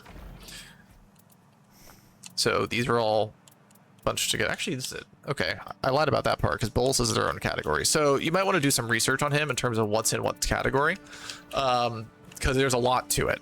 But for example, Crab is a really good one, actually. So they're all in the same category. Let's go to level 3. There we go. So item handling level 3 with this category. Normally, as you can see, all Boiled Crab does is increase your physical damage negation. When you're Scholar and you're at level 3 with that item, it also, increases your maximum health. So it's really, really good. A good relic effect to have for Scholar is an effect that grants the effects of the consumables you use to nearby allies. So you could use Crab and grant your entire team increased health. Playing a Scholar can really rewire your brain about how you play, because most runs you might use consumables some, but you also largely ignore them. With him, you're often building all around them. So it's a very interesting way to play the game. The skill's pretty cool. It's a character skill. You look at enemies and you can see that meter fills up. Oh no, I got knocked out of it, which means the meter starts going down, but not too fast. And as you can see on the left, you can left trigger to quote unquote activate on enemy, which applies a debuff. And the level of the debuff depends on how full the meter was. So you can see there he has 2 levels of attack debuff down. And he also, when fully debuffed, that other icon means the next hit he takes is going to do big damage. Basically, it's a temporary defense down buff. And with him, it's specifically for the next hit. Alternatively, you can apply a buff to yourself, which when fully charged is basically a parry. Boom! So that can be really good situationally. Analyze is a really, really interesting mechanic. There's also a relic you can get for him that makes it so whenever you scan a new enemy type, it will give you runes. So it's a nice way to get some extra runes during the expedition, which can be great to fund your expensive shopping habits for all the consumables you'll want as him. His ult is very cool, very good. It's a big AoE, kind of like Recluse's, but instead of just making it so that you as a team get back health, although you do while it's active, it makes it so everything, all the enemies connected by it share damage. See how the dummies over there are getting smacked by it as well? So it's a really, really good effect. You can activate it in a point of interest when you're fighting the boss and just like clear out the entire camp basically, which just translates to way more runes earned. It's a really, really powerful effect. Having a decent Skull on your team basically just makes the run easy mode. He's really, really good when played properly anyway.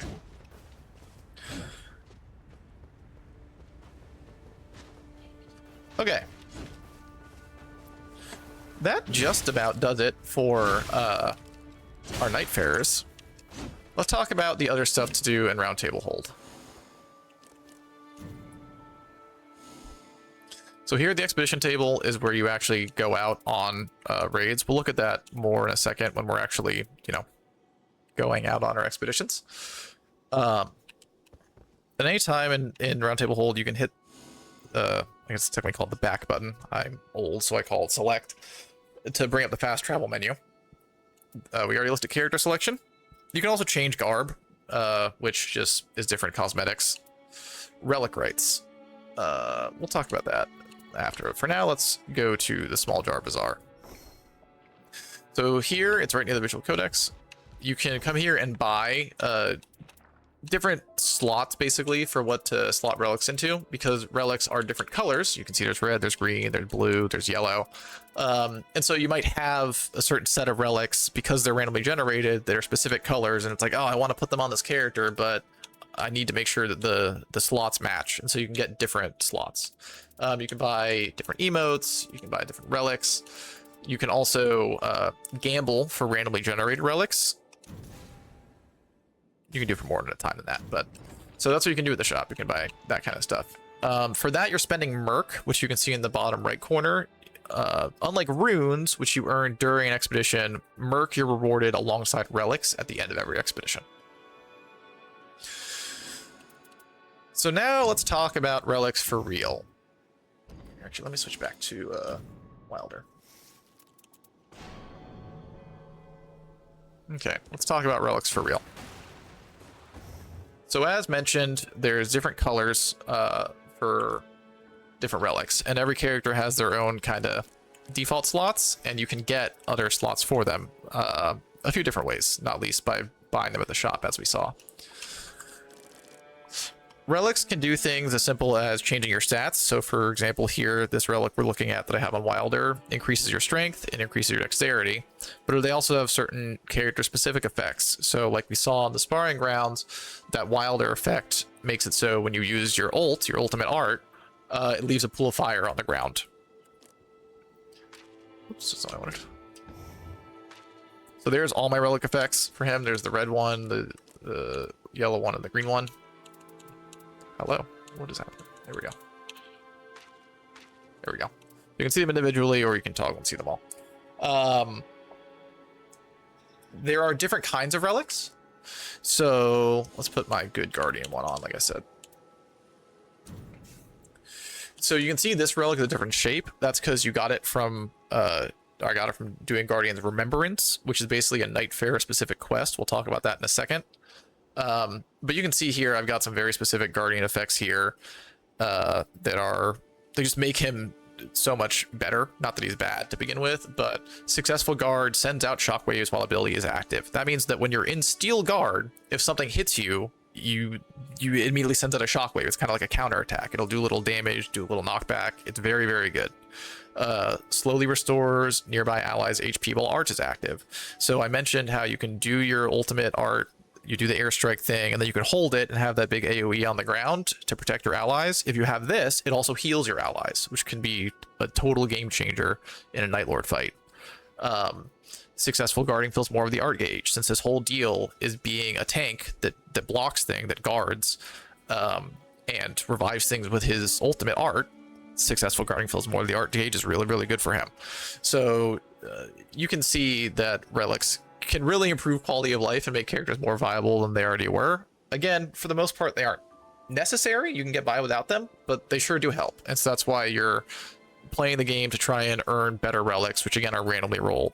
You'll earn some of them from matches, and others you'll gamble with Merc, as we just saw. Or there are some they're really good store-bought ones. So this first Wilder one right here, this red one here is, I believe, a store-bought relic. I think this might actually be his. No, that one's not. I think it might just be his first one. So there are, or remembrance, like this is a remembrance relic, and it's a really, really good one. So there's ways to get good relics that are guaranteed, so you're not just completely at the mercy of the RNG. But if you want really good relics, sometimes you just got to gamble for it and play the game. So let's talk about one spot in here that actually doesn't show up on the fast travel menu. I'll just call it the Hall of Victors, let's say. So if you come in here, there's all these signs on the ground. And these are people, other players, that have beaten the bosses shown with the equipment shown. And an interesting little mechanic about them, I gotta find one, this should be it. Yeah, so when you die on an expedition and respawn, sometimes you can leave behind a corpse that can be found in other worlds. And it can be looted and your equipment can drop. And when it does, there we go, it has your name on it, and it has a grief. So here is a halberd that I must have had when I died, and this other player, this random guardian, found my corpse and looted it and got the halberd off my body, which is why it says 5 snakes on it. That's my username. And you see it has Iron Eye's grief. So I must have had that halberd while I was playing as Iron Eye. And so it has Iron Eye's grief on it.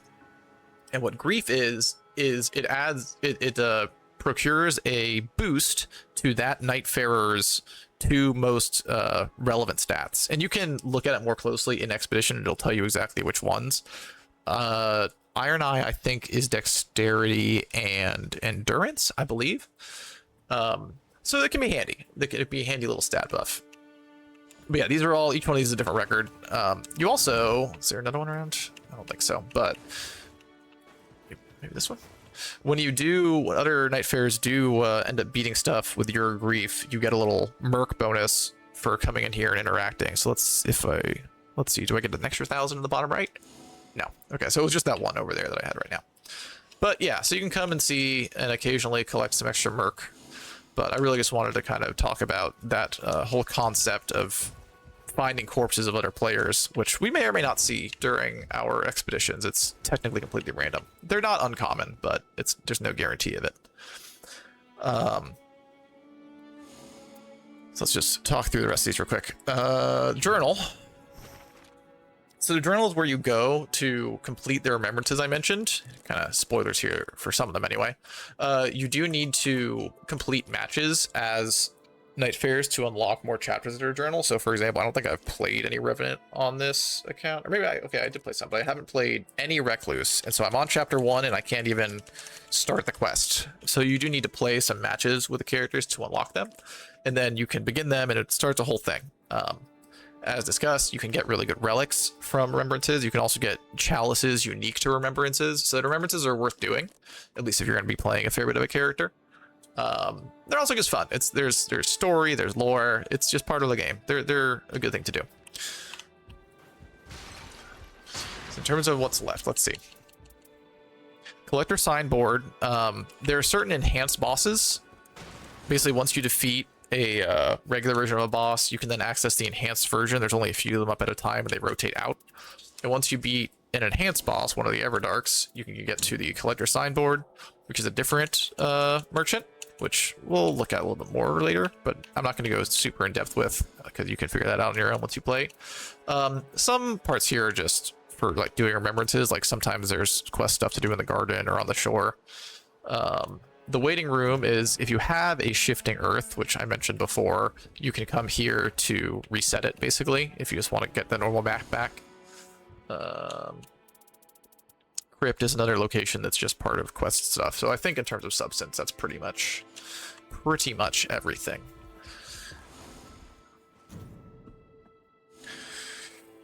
So with that means it's time to dive into our first expedition. We'll stick with Wilder, since he's the starter character and he's just nice all around. However, unlike in the tutorial, I am going to have relics equipped, just so you can kind of see what the gameplay is like with that. We're going to do solo, which I would not recommend necessarily, because again, the game is really meant to be played in trios.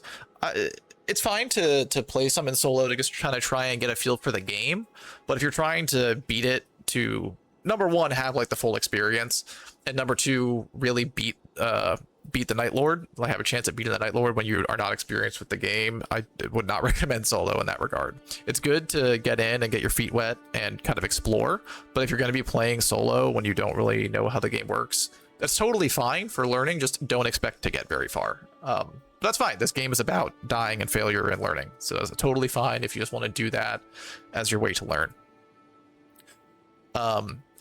So to start an expedition, you can fast travel to the expeditions menu, or you can come to the table in the center here and just interact with it by pressing Y. You will pick your Night Lord that you want to fight. When you're new to the game, you will only have access to the first one, to Tricephalos. Make sure to set your expedition settings first. Press right bumper to pick whether or not you make 1 player, 2 player, or 3 players. We're going to start with solo. If you were to invite other players here, you could do that here through Steam or Xbox or PlayStation or whatever it is.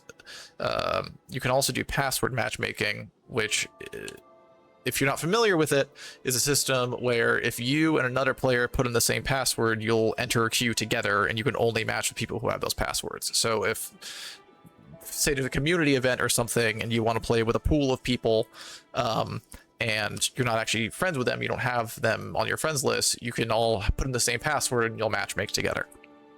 Here, we're going to be starting with just a solo match, so don't need to worry about any of that anyway. And we're just going to do Wilder against Tricephalos, who is the first boss you will fight. And we're going to go in and we're going to see how the expedition goes. Maybe we will win, maybe we will not. One thing to note as you're looking at the expedition menu, it shows you all the bosses, and it shows you there where it says effective. That's what the boss is weak against. And so when you were talking earlier in sparring grounds about ailments and affinities, right? That's what these are. So here next to Tricephalos, where it says effective, that is the icon for the holy affinity. So it tells us that a Tricephalos is weak to holy. So during our expedition, I'm going to be looking for armaments, weapons that deal holy damage, because that will give us an edge against the Night Lord. Different Night Lords have different weaknesses. You can see Gaping Jaw is poison, Sentient Pest is fire, etc., etc. But for our purposes, we'll be doing Tricephalos, and we are going to be looking for holy on our solo expedition. So let's go. Let's queue it up. And again, in solo, you need to pick your character first, because it's just going to load right in. No character select.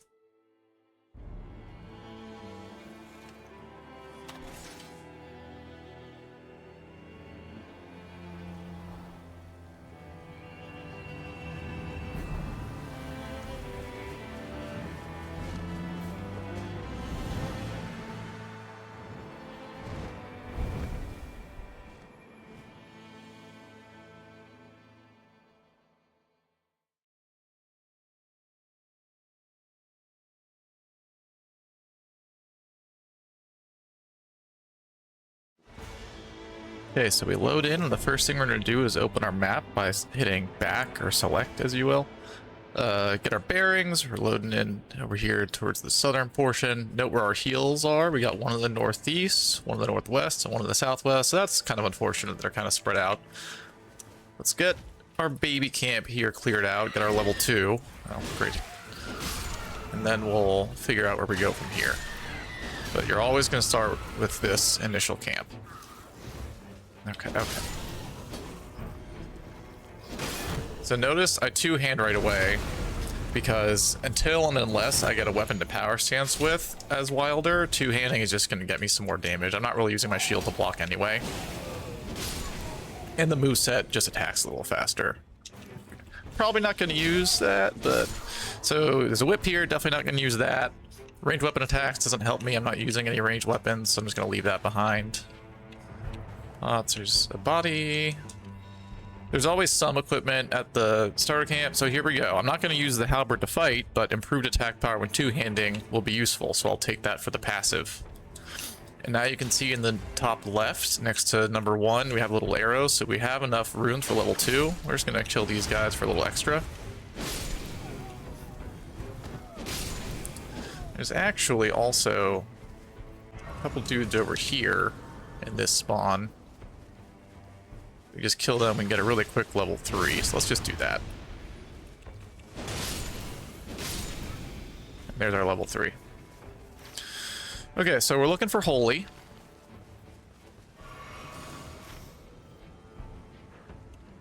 That's Madness, that's Poison, that's Frost, Fire, that's Lightning. So unfortunately, there aren't any specifically holy points of interest on the map, so we're just gonna have to hope that we get a holy weapon from random drop, because the way it works is the specific points of interest are more likely to drop a weapon of that affinity or ailment. So for example, this is a fire point of interest, so it's more likely when we kill the boss in here that it will give us a fire weapon instead of you know, anything else. I'm just gonna kill some additional adds, some additional small enemies here. I like to get more kills early on just to kind of ramp up our level quickly. Early levels just make the rest of the game go faster. So later on you won't really care about killing as many of the small enemies. There's a big chest over here. It's got a stone sword key in it, usually, not always, but more often than not. And we can use a stone sword key later if we want to open an Ever Jail, which has different bosses inside of it. Improved magic damage negation passive, I don't care about that. Improved attack power at full HP, that could be helpful, I'll take that. Those are sacred seals. I'm not going to be casting the spells on them, but again, we're looking for good passives. And notice as Wilder, I can just kind of grapple enemies to me and just slam them. Well, you can see I'm rolling through attacks to stay close to the enemy instead of backing away and avoiding everything, and that way I can stay engaged and make the combat go more quickly. So here we go. It's a great sword, which Wilder's built for. That's good. The passive is no good. Improved incantations. It's also fire, which we're fighting a fire type boss, so we're definitely gonna want to replace that eventually. But for now, it will do more damage than our starter greatsword. And in fact, I'm gonna power stance them, so now I can do that L1 dual weapon attack because I have 2 greatswords. So since I do have that stone sword key, I'm gonna go south to this Ever Jail that's right nearby. Again, just spamming A to climb up the ledges. You see we also got level 4 from clearing that out, so the early levels can go pretty quick as long as you're mindful about killing enemies. And now, depending on what's inside this Ever Jail, we may or may not actually fight it. These kinds are kind of a pain, but we'll give it a shot. Okay, so the ring's starting to close, and it's to the northwest of us, so we have to hurry if we're going to finish this. The nice thing in solo is that the enemies, their AI is tuned to respect aggro pretty well, so for the most part, they won't try and fight you multiple at a time. There's some exception to that, but for the most part in solo, you can just kind of fight them one-on-one. And you notice as Wilder with power stancing, I'm basically just spamming jump attack, and a lot of enemy attacks actually just go straight under you, so it can be an effective way to avoid damage. You also saw at the start of this fight, I just went ahead and ulted right away because 3 enemies spawned in, they were grouped up, and I just knew I could get them all with my ult right there for a lot of damage. And you saw I also stunned one and hit it with a crit immediately. So it's just a good way to get damage on all of them real quick while they were all together. Oh, that sound was our passive, our Sixth Sense going off, so that hit would have killed us if that wasn't there to protect us. But thankfully we had that. Okay, so we gotta book it.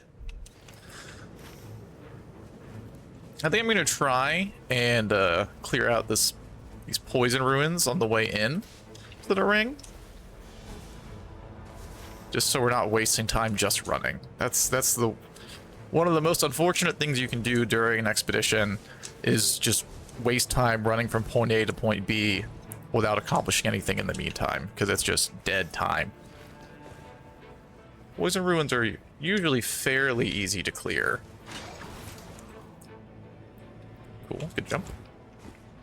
Especially since I have my ult, so I'm probably just gonna run in here, ult, and that should pretty much clear it out.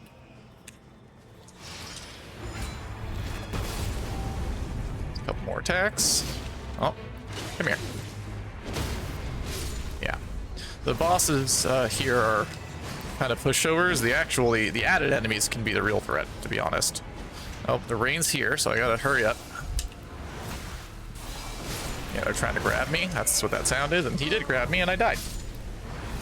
So there you go.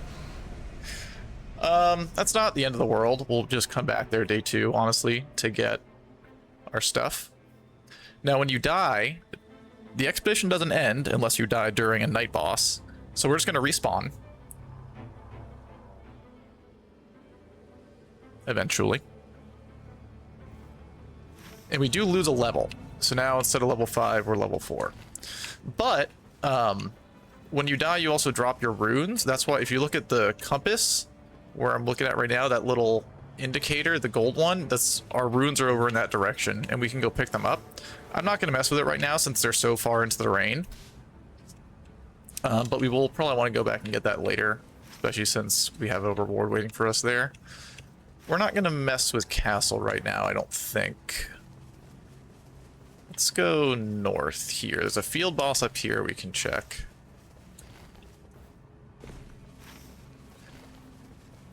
And when you drop your when you die and drop your runes, so you actually drop two. That's down there. I can't get that. You drop both the runes you kind of had to spend, so the number that's shown in the top right of the screen, which right now I have none because I just died and dropped mine. You also drop the runes for the level you lost. So as long as I survive until I go and pick those runes up, I can basically just earn back my level 5 right away. Now again, unfortunately, because they're so deep in the rain, that's not going to happen right now. Revenant is a little dangerous at this low level, especially since I have runes I want to protect, so we're going to skip that. So one part of traversal is there's these spirit stream jumps, which you go on them and you just jump a. Okay, this is a much easier boss. I still need to be careful, because if I'm not careful, I absolutely can die, but it's definitely safer than the Royal Revenant.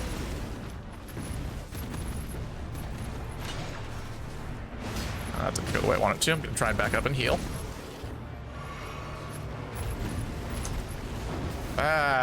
Yeah. So there's a spirit stream there that I did not mean to hit. That happens a lot when you fight in this ravine. Whoa, that was weird. I landed in the tree. Okay. So I'm going to try and rally some of that. Well, too slow, but... dodge back. So you see I'm using a mix of spacing back and dodging when I'm near the enemy. Come here. Jump toward me. Dodge into that. Hit him. Dodge back. Kill. Okay, so we got some momentum back. Curved sword. It is holy, though. And it has chain attack finishers, which is not a great passive, but it's not useless. So I'm going to go ahead and take that, because that could be our only source of holy. I don't care about the guard counters passive, so I'll just drop that for now. There's a good chance we'll end up dropping that we just picked up, but for now we have the space for it, so we'll take it. There's another field boss up here, and I want to be working our way towards this heal, so we're going to go up over here. We are kind of lagging behind since we dropped those runes, unfortunately. There could be another stone sword key in this chest over here, so let's grab that. Nah, no such luck. Flesh can be good, though. Let's hope this is a boss we can kill. And that audio cue we just heard was our ult being charged. This is a fairly easy boss. He can be annoying because he jumps around a lot. So I'm actually going to do a quick ult in case he tries to leave. Let's top off our heal. Okay, so the ring is closing again, and it's thankfully closing right near the heal we're near, so we don't need to run too far. So we can focus on this fight for now. Need to heal. Dodge. Ah, okay, so that's our 6th sense going off. We're in a bit of danger here. I'm just going to use this flesh right now.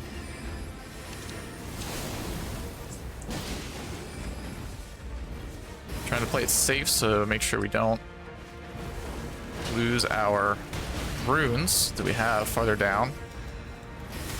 That's not good. I'm actually going to play this very safe and leave and come back. Oh, or die. That's very unfortunate. Okay. So now, because we died again before we picked up our runes, we're not going to get those runes back. Which is a bit of a setback, but not the end of the world. Let's see what we can accomplish. We should be able to finish him, at least. Hello. Let's pick these runes up.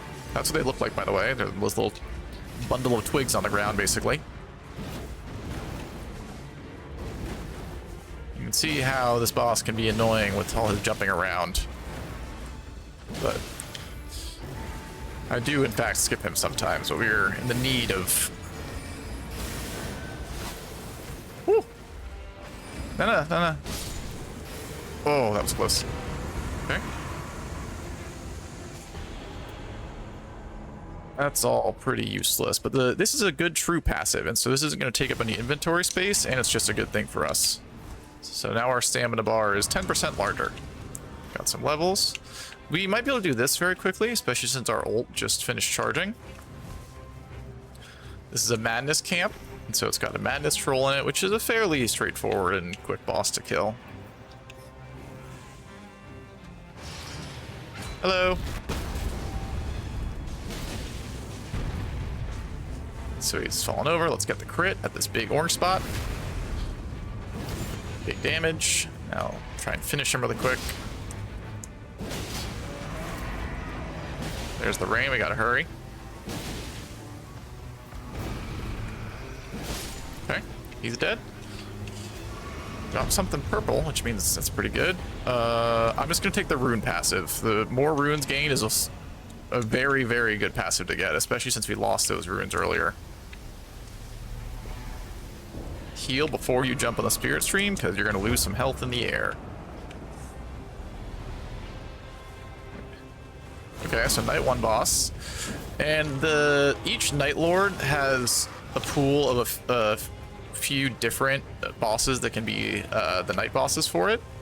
Thankfully, this is generally the easier one for Tricephalos, so that's good. And the night bosses always start with a wave of just normal enemies, which is what we're fighting here. I'm actually gonna run real quick into the rain and grab this heal, just so we have an additional one for the night Night 1 boss. There we go. Okay. Problem is stamina right now is unfortunate. The nice thing is when you grab a heal off the altar here, in addition to refilling your heals, it also fills up your health. Alright, let's get in here. Okay. There we go, I got a little bit more heals to work with. I just kill these guys real quick. We also have our ult back up for when the night boss does spawn. Notice I unlocked there mid-air so I could turn and free aim at that dude that was running around. Again, when to lock on the camera management and all that is just a learned skill. Ult. Do a fight. Let's get our little dude done real quick. Oh, shush. Come here. Okay, now we just gotta worry about big lady. We're just gonna spam our jump attacks. So she does summon more adds, but not really too big a threat, to be honest. Another thing which I may or may not come up is in solo, you do get one free revive during the night bosses. So if I were to get downed here, if I were running out of health and get down, I would get one free revive. It's not an instant loss, just because I'm in solo. Come here. Alright, there we go. That's Night 1 boss down. The Night Boss rewards are always passives, never weapons. None of these are great. I'm going to take the HP restoration upon successive attacks. So basically, if I just hit an enemy enough, I'll get a little bit of health back. Let's see, where do we want to go from here? So we got the heal to the northeast and the heal to the south. Realistically, I'm probably not going to be able to cover enough ground to get both of those. I think I'm going to head south. There's these poison runes I can do here. There's also the frost ruins, which I may or may not do. The large field bosses get revealed at the start of day 2. So that's what these ones are, the red ones. So we might see who that large field boss is in the lake. That might be worth doing. And more often than not, you end up kind of wrapping up day 2 over in Castle, as we saw previously when I previewed the footprints of the earlier expedition.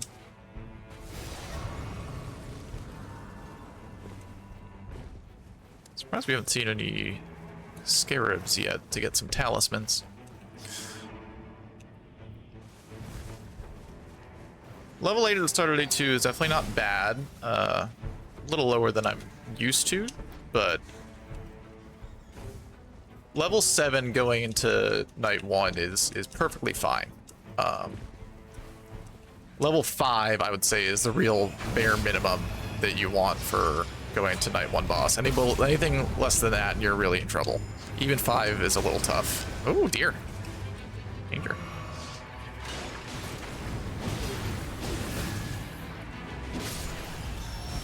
Yeah.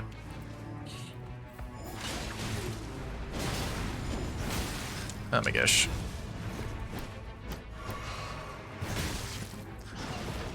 It'd be very awkward if I died to a second bat at a second poison camp. Thank you. Oh, you healed. Lovely. Come here. And dead. Finally. Poison straight sword. That's no good. This passive, however, is very, very good. Successive attacks negate damage. So basically, if you get a few successive attacks off... Oh, that's a raid. Okay. So,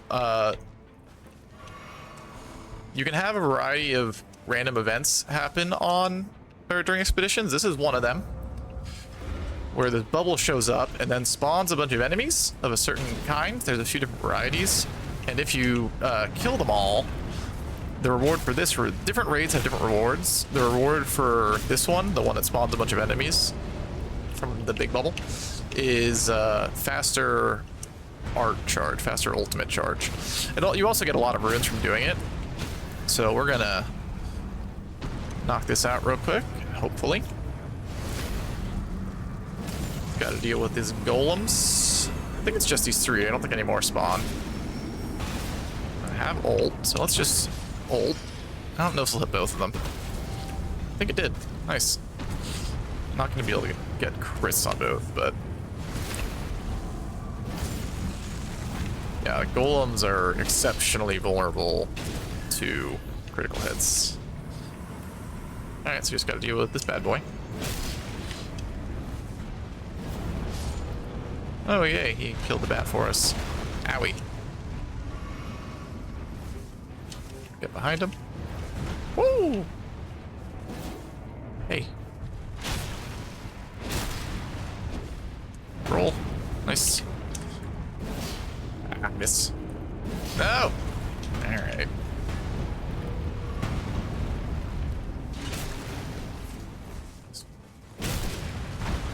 See, I didn't take damage there because I framed it with a roll.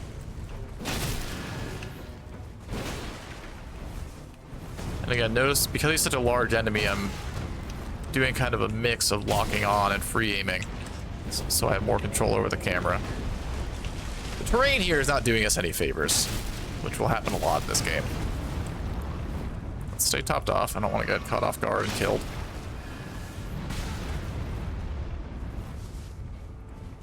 Oh my gosh. Okay. I don't think I can get around for that crit. I also don't really need it. At this point, he's close enough to dead. There we go. Alright, it took a little longer than I would have liked. But good runes. And now we gain the power.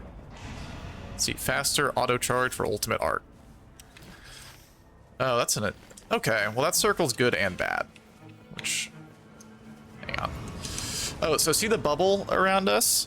That's our successive attacks negate damage. So because I kept doing those power stance attacks, eventually it procs the successive attacks negate damage. So I just came in here, grabbed our next heal at this church, right?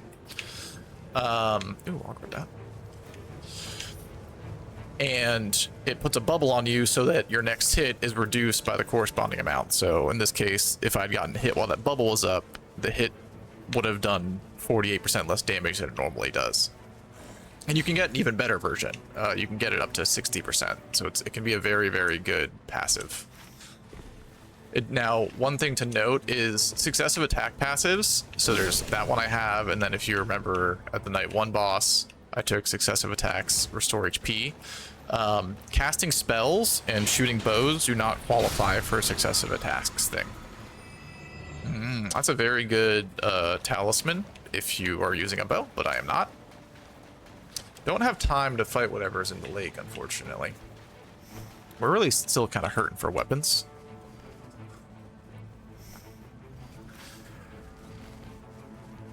And yeah, this ring is unfortunate in the sense that Castle, where there's just a lot of good stuff to be had, is mostly not in the ring.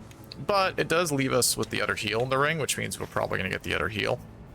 So let's kill one or two things in Castle as we're running into the ring. So the castle has the basement, the middle level, and the roof. The middle level is always one of three things. Either Crucible Knights, Trolls, which we have here, obviously, or Banished Knights. No. The Trolls, if you, get them mad before you, the way you just saw me come up is basically the one way to come up here secretly, because otherwise you kind of make them all mad at once, and the ones that are not right here, like the one over there, for example, would be throwing big old fire pots here that are extremely annoying and disruptive. Wow, that's a nice combo you got there, dude. Please die. I'm in a hurry. Heal.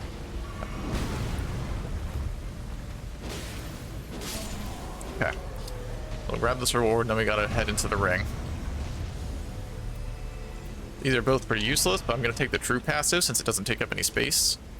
There are a couple of true passives that you're not going to want. The one to really watch out for, yeah, see, there's those fire pots. The one to really watch out for is gradual HP restoration by flask, because that there's only a couple of characters that's remotely good on, and even then it's pretty situational. So that's one passive to just generally avoid. We're going to run over here to the merchant, because in solo, you can buy a Wending Grace, which is a free revive. We'll also see what else he has. He does have a Holy Flail, but I don't particularly want that. Yeah, so no great weapons for us. Where's the Grace? I want to level up. And then I guess we'll go to these Lightning Ruins. So we really still need weapons. We can see who that big boss over here in the forest is.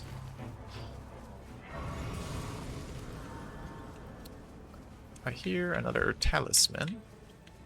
It's that tinkly sound. There it is.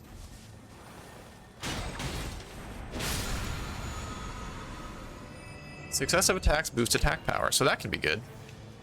So now our successive attacks give us that damage negation bubble and boost our attack power and restore our HP.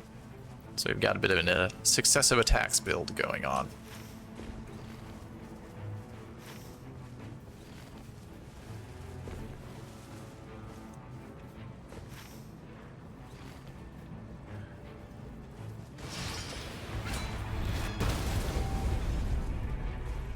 Whether or not we can kill this guy, the big boss over there in the forest, is going to depend a lot on what it is. The ring's already stopped closing, so we're very much on the clock. I think that is what I'm going to go try and do. Don't have much better in the way of options. Fourth Greatsword's not bad. I will take that, I think, to... the passive, again, is useless since we're not using projectile weapons, unfortunately, but... The fourth Greatsword is nice because it deals bleed. So, still really need some better weapons, but we improved slightly at least. I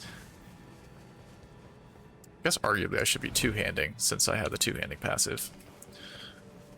Ulcerated Tree Spirit, huh? Okay.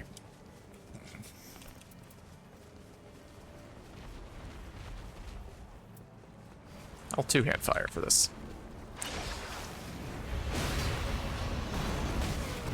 Thought I rolled that, but... Heal. Oh, camera! Ah, yeah, yeah. Okay. You know what? I have a feeling I should cut my losses, because that fight's not going well, and dying here would be a very unfortunate waste of time that I don't have time to waste. So we're gonna go to this fire camp instead.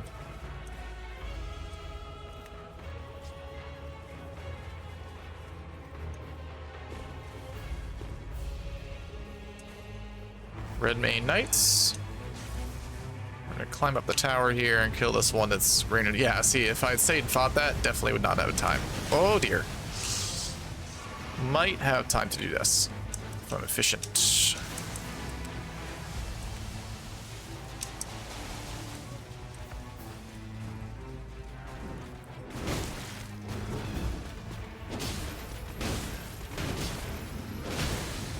Okay, good. Knocking him off is very good. He takes fall damage. We do not, which is nice. That's one thing to know in this game is you do not take fall damage. Only way you're gonna die to gravity is if you fall off the map completely, which is hard to do.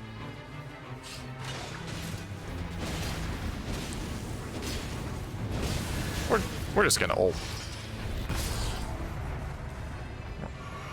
Okay, purple. That's good. A frozen needle, huh? Well, it's interesting, so I'll take it. We will get rid of our fire greatsword. Okay, we gotta hurry, grab this heal. You can hear the rain right behind us. So the frozen needle is a nice purple weapon. The passive, unfortunately, in this case, is, again, useless for us. Improved charge incantations. We are not doing any incantations. And don't really have the stats to do incantations, even if we wanted to.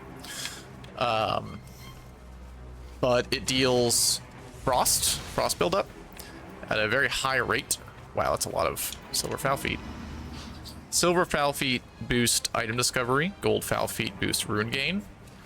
The item discovery part's not going to be so useful for us, since there's not really a whole lot else we can do before the ring finishes closing. Ah, grabs hit me. Yeah, I don't think we quite have time to go up there and finish that. We can kill these guys, just try and get a few more runes.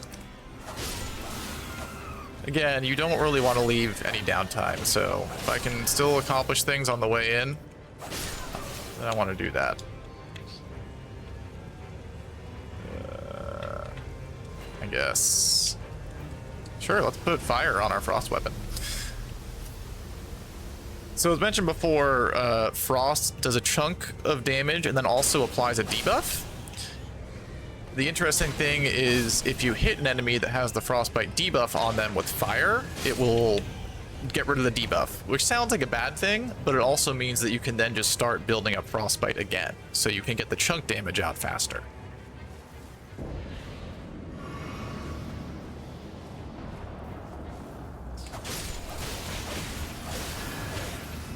Yeah, so I got that. Another nice thing about... Yeah. Another nice thing about the frozen needle is it attacks very quickly, so it works well with our successive attacks build. And this is also just an example of how Wilder is pretty versatile. Not a lot of the character... I mean, the frozen needle is just good, admittedly, but not a lot of the characters would be able to make as good use of both great swords like we have been and the frozen needle like we are now. Usually it'd be more scaled toward one or the other. We're gonna ult. Especially since it's a multi-boss. Alright, that's one of them dead. Oopsie. I think Big Bro wants us, but I'd really rather get rid of... That's an invisible wall in the middle of the arena. That happens sometimes for unknown reasons. Yeah, alright. Okay. I'll fight. Who wants me? You? There we go. Alright, now it's just one-on-one. Easy. Dodge through that.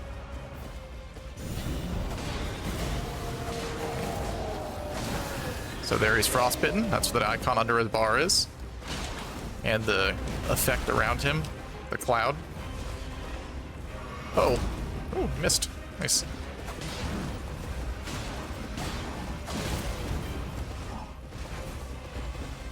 Uh-oh. Let's see if we can't rally some of that back. I would like to get our successive attacks bubble up as well, if we can. There we go. Yeah, so see that attack hit for way less. Stagger. Now the horse, the mounted enemies, the ones who cannot leave their horse anyway, you can't actually get a crit on. You can stagger them. That's you still heard the stagger sound. Oh, I forgot to use my Battlefoot for more runes. You can stagger them, but you can't actually get a crit on them. Okay, so a couple of interesting options here. A Flame of Frenzy while walking is pretty useless. You don't spend that much time walking, because by walking it means like at this, no, not even, at this speed, which you don't, nope. Yes, which you don't really do much of. A couple of characters do, for example, Executor, when you have the Curse Sword out, that's the speed you move at. Or as Guardian, when you're in Steel Guard, his like enhanced block stance, you are walking. So walking stuff works a little better on them, but most useless for most other folks. The other two are better options. Stamina recovery is pretty good. Does what it says on the tin. I'm going to take Lint Blades, both because they are interesting and they are really good. They just do that. So it's just bonus damage, basically, and you don't even have to aim them. So we beat Night 2 boss. We're now warping to the Spirit Shelter, which is where we stack up for the Night Lord. And in solo, you can buy another Grace here. And so this is a separate merchant with separate inventory. So now I don't need these foul feet anymore, that's for sure. So now I have 2 Wending Graces, so that's 2 revives. Plus in solo you get a free revive, so that's a third. So I can get downed 3 times in this fight, and I will revive 3 times. It's only if I die a 4th time that I will lose the run, which is possible. We'll see. So I do have this Holy Curved Sword that I could use. How's our damage compare? The damage actually is pretty good. That just has to do with our scaling. How's the moveset two-handed? It's fast, which I like. I might use this because in addition to taking more damage from Holy, Tricephalos can also get a debuff if you hit him with enough Holy. So I might use this at the very least until we get the debuff on, and then we'll consider changing to the Frozen Needle. But I happen to know Tricephalos also has very, very high frost resist, so it's not particularly likely that we'll actually frost him. Could try and poison him, but I think we might just stick with this for the whole fight. It's unfortunate it's not purple. We didn't have a great run in terms of equipment. I didn't do myself any favors with that early death, but we're gonna level to 12. Have a little bit of extra runes to buy some stuff. I'm probably gonna go for one of these tiers. They're both very good. Crimson Whirl, an important thing to know. So it says converts damage received into HP. It only applies to affinity damage, not physical damage or like ailment buildup or anything like that. Now, Tricephalos does do fire damage, so that can be used here as long as I use it before a fire attack hits me. Also, it lasts, I believe, like 15 seconds, so you kind of got to time it. This one is very good just because it's overall improved damage reduction. You don't have to think about it quite as much. I'll take the hard tier, I think. It's a very good one. Alright, that'll be fine. So, useless passive, unfortunately. Useless passive, unfortunately. Okay passive, but we'll see how much we actually stay at full HP. Good passive. A passive that'll work. And we'll see. Chain attack finishers mean, so if I just spam attack. So there you go. So it's a 6-hit combo. So chain attack finishers, that means that 6th hit of the combo does an extra 26% damage. So not great. You need to actually land that last hit, and it only applies to that last hit, but we'll see. Maybe it'll come into play. Level 12 is about the minimum level you ideally want to be going to the Nightlord fight, so we could be worse off, but this is a good example of kind of what the bare minimum looks like going into the Nightlord fight. Anything less than this, which you're likely going to have less than this as you're learning, to be frank, but anything less than this and you have an uphill battle for success. So you load in, all the Nightlord arenas look like this. They're just kind of big, vast expanses. Until the Nightlord loads in, they get a little more character. Alright, come here. Hello? Oh, stamina. I don't like how that's going. Where are you? That's not good. My ult completely missed. That's unfortunate. Alright, come here. I don't like the reach on this. At this rate, I might actually just switch back to my 4th greatsword. I'm more used to the greatsword moveset. Hello. Oh, that's a crit. That's good. Or a stagger, rather, so I can get a crit. Give me a chance to heal here.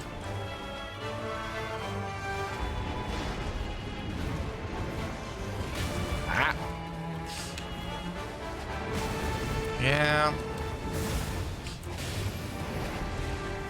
And a heal.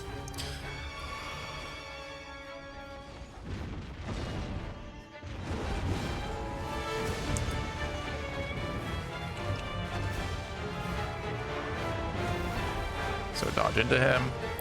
Yeah, the hitbox on this just kind of sucks.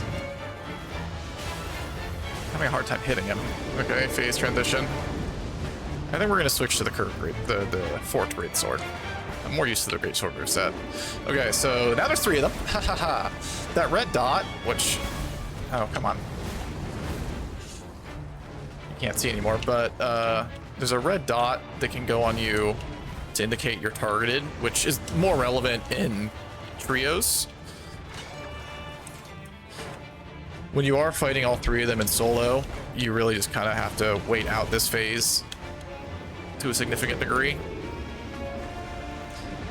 But yeah, this red dot on me here shows that I'm targeted for that combo. Okay. Oh, shush. Oh, dear.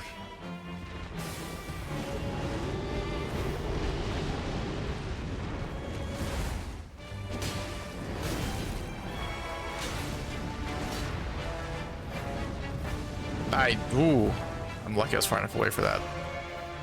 It's not going great. Definitely burning through heals way too fast since I only have 1 left. Okay.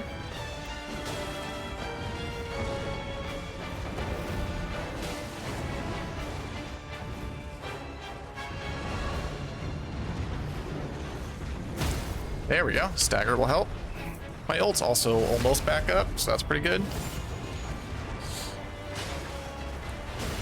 There's ult. Okay, grab. Dodge that. Don't leave, I'm gonna ult. Okay. That's unfortunate. Because he was in the phase transition, that didn't stagger him. Normally it would have. Okay. Almost there, though. I think I'm gonna pop this hard tier. So if I do get hit, it won't be as big of a deal. And you can see I have that damage negation buff on my bar now. Try to get some hits in. As long as you have all three of them on your screen, you can try and fight. You just need to know what they're doing. Yeah, so now they're all here. Woo, that was a close one. Ah, see, fire cough got me. All right, let's top off. So we're out of heals, but we do still have the revive, so that's good. And then when you get revived by a Wending Grace, it will fully heal you, so.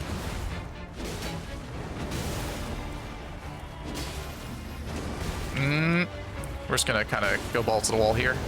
So that's our 6 cents popping. Might get down here, but that's, again, fine. We do have revives.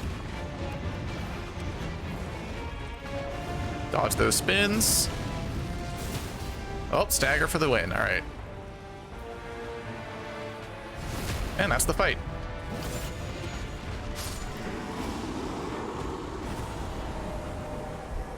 Well, that's good. I'm glad I wasn't too stacked, so you got to see a little bit more of the fight and how to handle some of it. But yeah, definitely a closer one than I normally deal with, because I normally am a bit more stacked coming in here. Well, there we go. We did it. We won. So here's your after action report. You can view the footprints just like we did before. If you wanted to replay the whole thing, you can. Or if you ever want to go back and view your equipment, you can. Just click cursor, and then you can see effect details. It shows you your passives. You kind of have to know what the icons are, but you can see your equipment there. Like, I know that's the frozen needle. I know that's the forked greatsword. So you can always go back and look just at your stats for the run. You also earned some relics. Now, when you're a new player, you can't really be too picky about relics, so you're probably just going to keep them all. But you do have the option of selling relics for Merc. And honestly, even as a new player, you can do that if you see a relic that you just think you're not going to use, because you can always use the Merc that you earn to go gamble for different relics. I have enough relics at this point. I'm probably going to sell all of these, because it's unlikely I'm going to get a great one. Well, that's actually not a bad one. I'll keep that for Duchess. I don't know if I have any that are dormant power helps discover axes, but I'm also probably never going to really want that, so I'm going to sell that. That one is pretty useless because Executor's skill doesn't have a cooldown, so character skill cooldown reduction on an Executor relic, those two things are not compatible. So no matter who I put this on, at least one slot's going to be useless, so I'm going to sell that.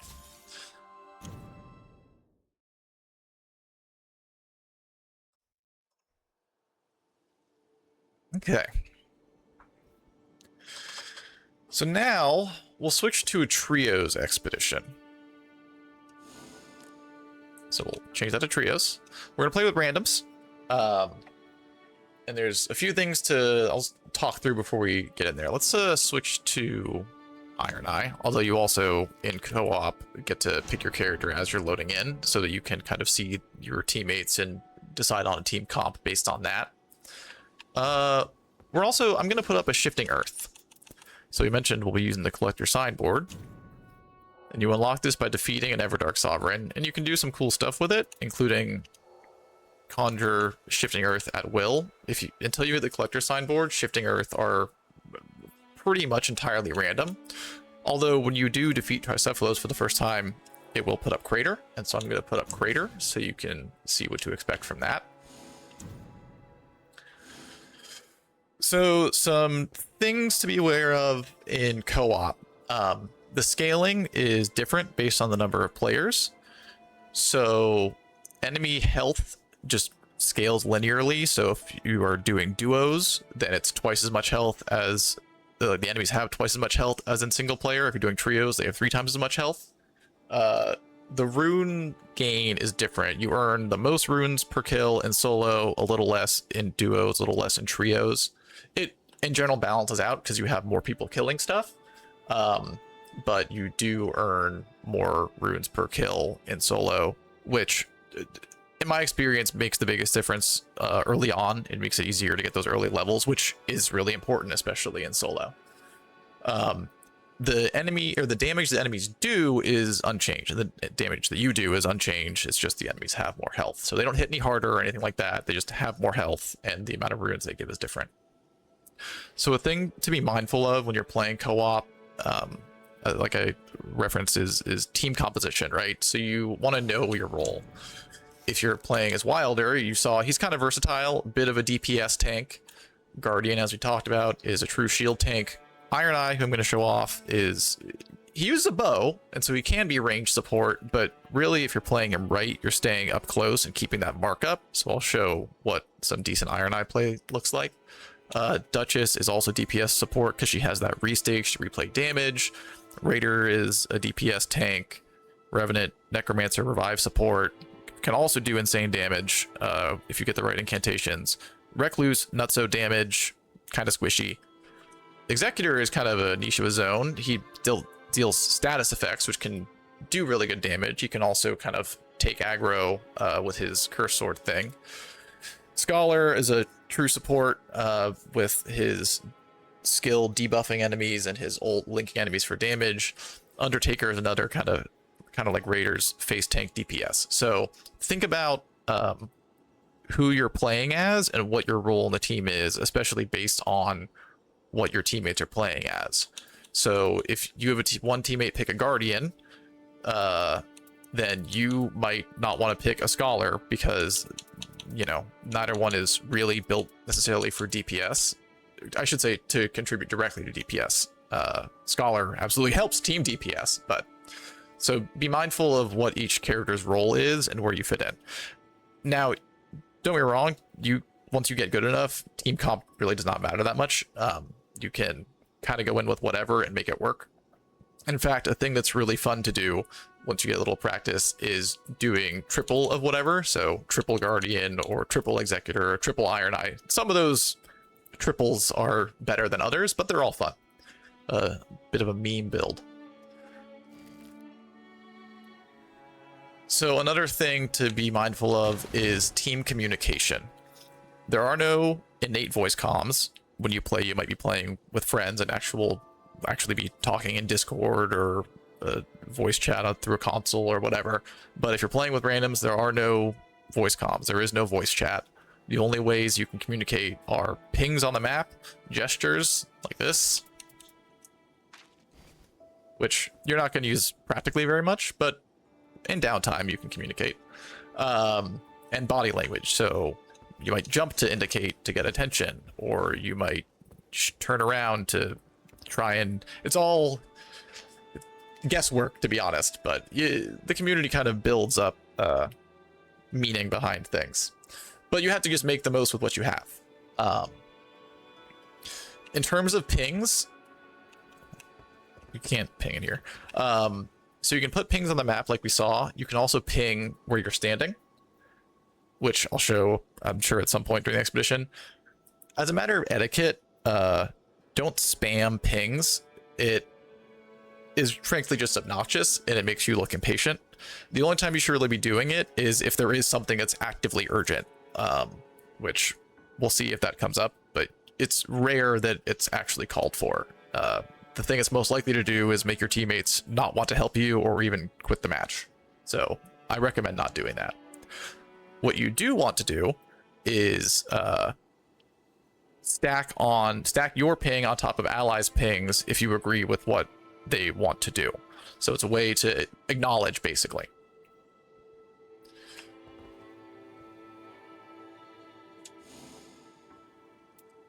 We'll do Gaping Jaw. And there are definitely other things to consider, but I'll kind of explain those as they come up and as we load in. Double check. I think I have my relics up. It's another thing, always a good idea to double check your relics before you go in, especially if you were just messing around with your relics. Alright, so here we go. Gaping Jaw, Crater, Trios, randoms. So some other differences with co-op gameplay, a big part of it is managing enemy aggro. So pay attention to who has aggro from what enemy and when that changes. Some enemies can even change aggro mid-attack, so don't necessarily assume you're safe just because currently the enemy is attacking a teammate. All right, so we got a Duchess, an Executor, and an Iron Eye. So 3 squishies, but that's fine. This could turn into insane damage. Another thing to be mindful of when you're playing with teammates is you'll be wanting to look out not just for weapons and passes for you, but also for them. So if you have an Iron Eye on your team and you see something that has a improved ranged weapon attack passive, it might not help you if you're playing a melee character, but you might want to drop it for them and indicate it for them. And then, of course, revives, which we'll deal with as they come up.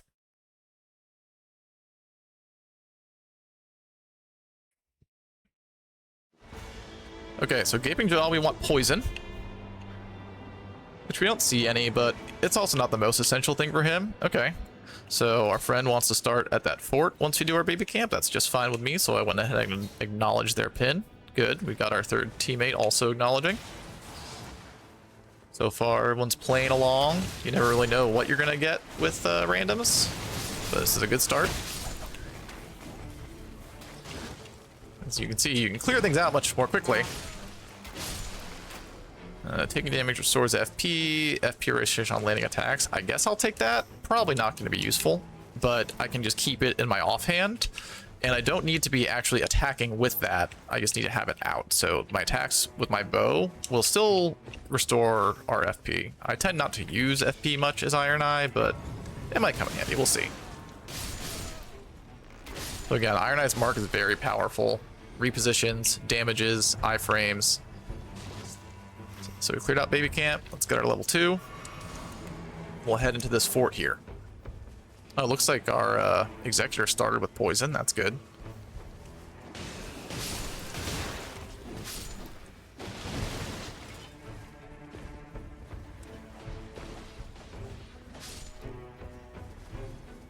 Okay, our Duchess is going up to fight. I'm gonna loot these chests down here, because you can often find some good stuff down here.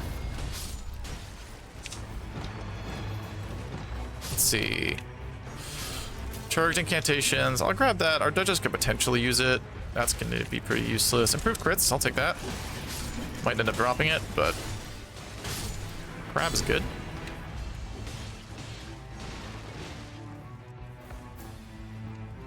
Duchess is built more for sorceries and incantations if she's going to do spells, but she has high enough faith that she can certainly make incantations work, so I will drop that for her.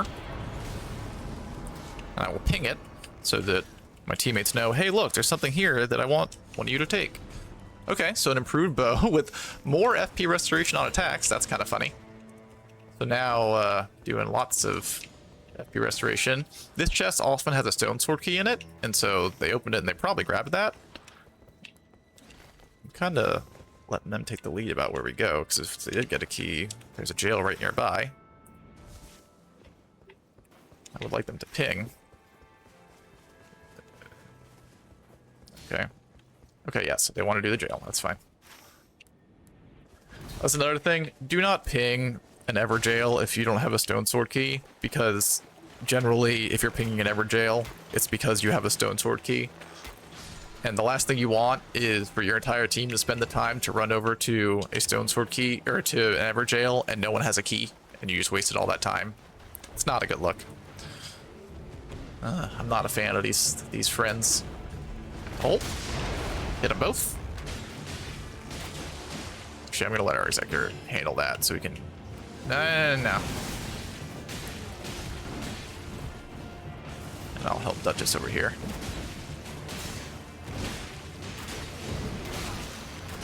This executor is good for soloing enemies, especially big enemies, since he has the cursed sword. I have a talisman I need to drop for him as well. Uh-oh. Because poison... Oops. Oh, he's still alive. I don't know why I thought he was dead.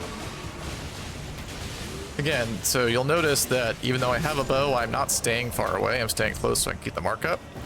Our executor is doing poison, so I'm going to give him the talisman that makes poison in the vicinity improve his attack power. Let's check out the lake, folks. Come on. Yeah? We going this way? Oh, yeah, okay, good. Illustrated Tree Spirit. So that's a big boss. We're probably going to skip that. Let's do a mine. So we didn't get to do a mine last Expedition. Lightning damage. That's actually useful. The Night Lord does do lightning damage. Hey, Duchess, you're actually trying to fight this? Because I don't think we should, although we are inside the ring. Or sorry, that wasn't Duchess, that was Executor. Let's go to the mine, please. I don't think we should fight this friend. Okay, so he's downed. Nice thing about Iron Eye is range revives. Just mark straight through that boss and get him up. We need to leave, folks. We should not stay here.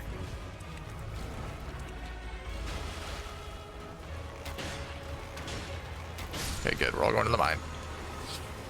Max FP. Okay. Touch this grace. Whoa! Whoa! Holstered Tree Spear is following us over here. So that's a breadcrumb ping, as I like to call them. So if you hold Y and click left stick, you'll leave one of those. It won't show up and stick around on the map like the big pings do. It's just a way to be like, hey, over this way. And that's what players will sometimes, in particular, spam online to be very obnoxious. Hey. Troll. So there are 3 mines on the map, as I previously mentioned. Each one has an enemy in it, and in this mine it's the troll, that will drop one of these pedestals, which by the way are called dormant powers. And it always has a purple smithing stone on it. So it's just a guaranteed upgrade for a blue weapon to purple. And so you don't always need to do a mine, but they are handy, especially early on. Because it can be early access to bluestones. Yeah, that heal to the south would have been nice, but I guess we can make do without it. So we'll go out the way we came in this case. In all mines have 2 entrances, so you could go straight through it and come out the other side, but in this case the other side is in the rain, so we're just gonna go out the way we came in. Uh-oh.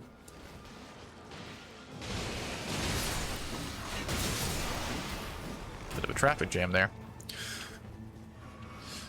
I'm very tempted to go get that heal in the rain. Oh, I want to climb up on this side.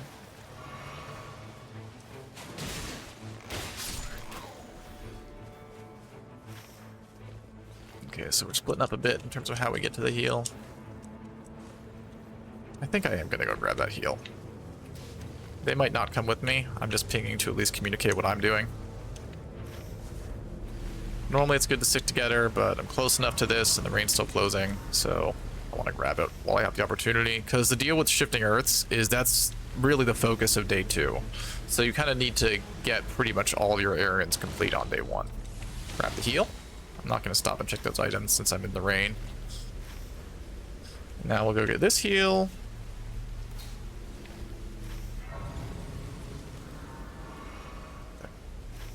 And then probably just focus on castle, to be honest. Maybe that fire camp, depending on how much of it is...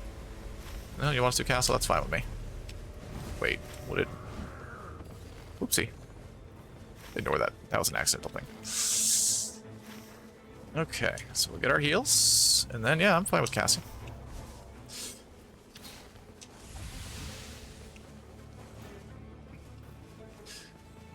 Ooh.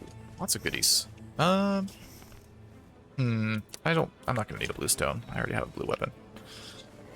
Hello, goodbye. Yeah, so normally coming from this side of castle, you'll jump down into a ravine and often start with basement. You can see we have trolls again, unfortunately. Of the 3 options for castle, as I said, it's Crucibles, Banished Knights, or Crucible Knights, Banished Knights, or Trolls. Trolls give you the fewest runes and are kind of the biggest pain in the butt. So it's unfortunate that we've got them, but we have Crater, thankfully. Okay, this is gonna be a Revenant. Yep. Usually the boss is visible there, and the only one that spawned like that is the Revenant, which is how I knew it was gonna be a Revenant. That's Executor's ult, if you remember. An important thing to know about the boss in the basement is that it's buffed. So this is stronger than a Royal Revenant that you would just find out in the field. Let's try and get that revive. Hey, finish the revive.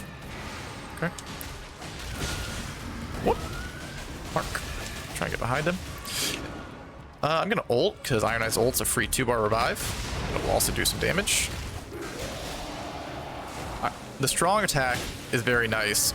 It's like a shotgun, which is another reason to play Iron Eye up close, is he can do more damage if you hit with all 3 arrows. Oh, a serpent bow. Very nice. That's a very nice poison bow. I'm continuing the FP build, I see. Okay. I'm not going to need this anymore. I'll ping it in case anyone wants the FP restoration on attacks. Even if you're not a spellcaster, it can still... You still might use FP if you have weapon skills that are worth doing, but my bows so far don't really have any. Rain of Arrows is generally the best weapon skill for bows. Deathblight resistance, charge attacks. I will take the improved damage negation at full HP. That's nice to have as a squishy. More FP if anyone wants that. If we go out this way, friends, we can avoid aggroing the... What is it? What is that? I don't recognize that. Poison Rod Infinity. Yeah, okay.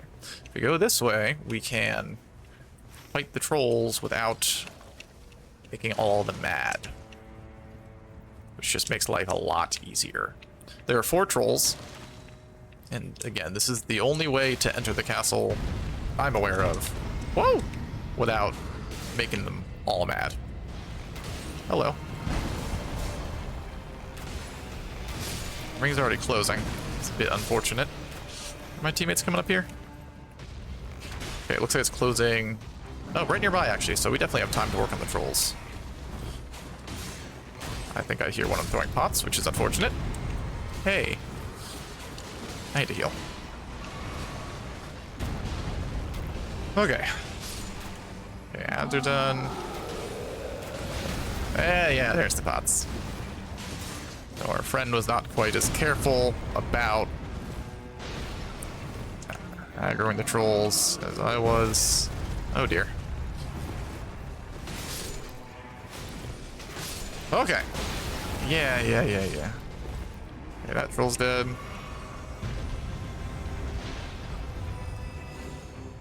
Magic attack power on a colossal weapon. No, thank you. I'll take resistances. Let's go fight this troll. A nice thing with Iron Eye is you can free aim your bow, as we saw earlier. And if you shoot trolls in the face, it will stagger them. Just give your teammates opportunity to do some more damage. I am hanging back here just because I'm afraid of the troll pots. Normally I would be up there shotgunning and marking, but... Okay. It's... Affinity damage should be pretty good. I'm actually going to take the item discovery. Just give me better odds of finding better weapons. Gonna ult. I hear the rain coming in behind us, which is... We gotta be quick here. Which he understands, clearly, since he popped into his ult. Owie. Okay, let's stagger. I've got the crit. Yeah, there's the rain. Gotta hurry. Cutting it kind of close here. That's interesting. Especially because we're not really going to have access to a Grace. It's a useless passive, but oh god. But the weapon there was also... I'm going to die. Yeah, that's fine. I can come get my runes later. Oh no, Executor's got me. Okay. It's going to be a little rough in the sense of... Oh, we're going to get into the Night 1 boss with few, if any, heals.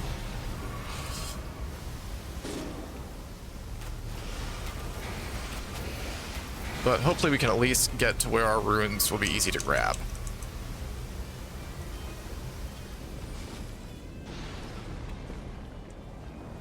Oh, I'm gonna die just before I get to the ring. No! Yeah, that's fine. Oh, we're both here. That's not so good. Okay, just let us die. Let us die. We'll respawn.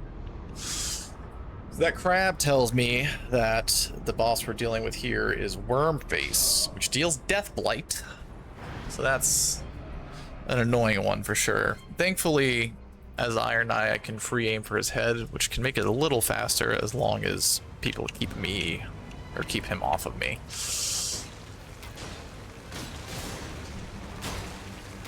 I'm not worried about grabbing my ruins right now, because it's not like I can level back up anyway.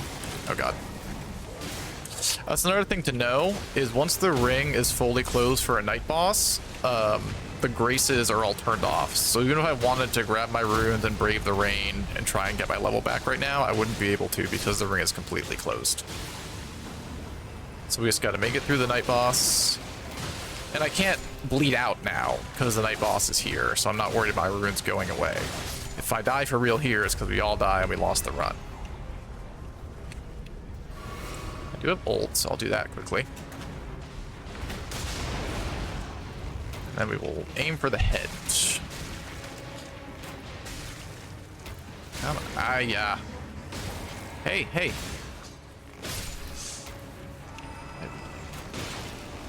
So that meter, that status meter that showed up there for a second, if that fills up, you just die outright. Yeah, you're mad at me, I know. And the shtick with this, is that the ads in this fight drop boluses that you can consume to empty your meter.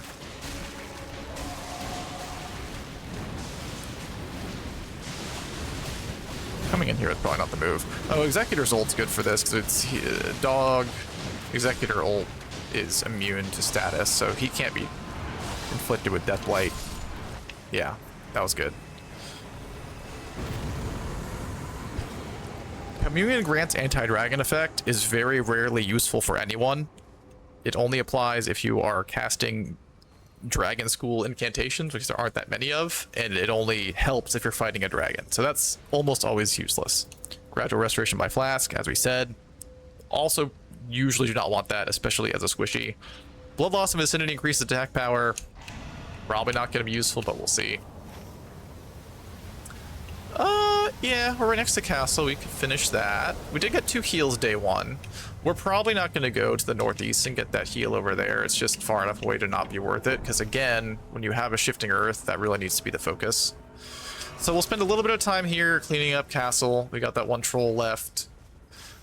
And then we already did basement boss, but there's a boss on the rooftop as well, which, like the basement, is buffed. So it's basically an enhanced version of a field boss, but has very high chance of good rewards, so it's probably worth us doing.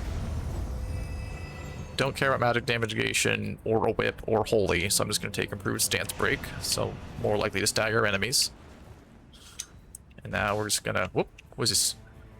Ooh, a bow. Oh, a great bow. That's usually not. With rain of arrows, but yeah. The thing is, great bows scale with strength, not dexterity, and so they are not actually particularly good for Iron Eye. If they're good for anyone, it's, hey, where? Oh, they're getting their rewards because they didn't get those. So there's a couple ways up to the rooftop. You can just go into that room and climb the stairs. I'm going to show you a bit of a shortcut, depending on where you are. From where I was, it probably would have been about the same speed either way, but you gotta be careful rounding those corners. But I'm going to communicate that I'm up here. Moose, okay. I don't mind that. As a ranged character, I need to be careful to not die until my teammates are here to help.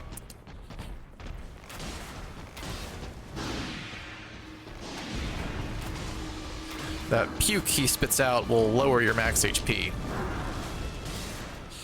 Moose can be really annoying to fight if you don't have any, ranged characters, since he likes to jump and fly around a lot. I should mark him again.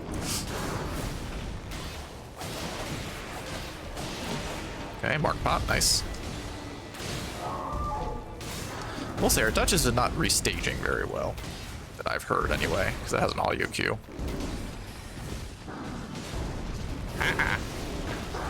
Oh, that's not so good. Okay, so our Duchess just ulted so that she can safely revive me, or the Executor can safely revive me.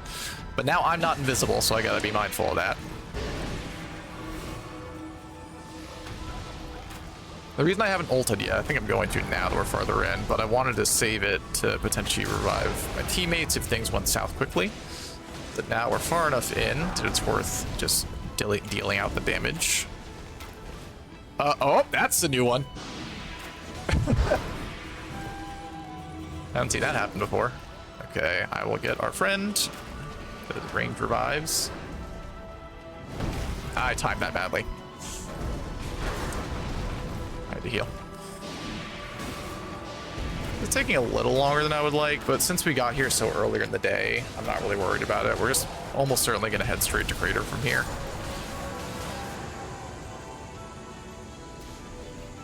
Ooh, a legendary. Crafted Dragon. That's a good weapon if you're the right character for it, which none of us are, really. But improved attack power at full HP is quite good at 14%. Because Iron Eye, you do tend to stay at full HP because either you're at range or you're up close and have really impressive iframe, so you don't really get hit all that much. Oopsie.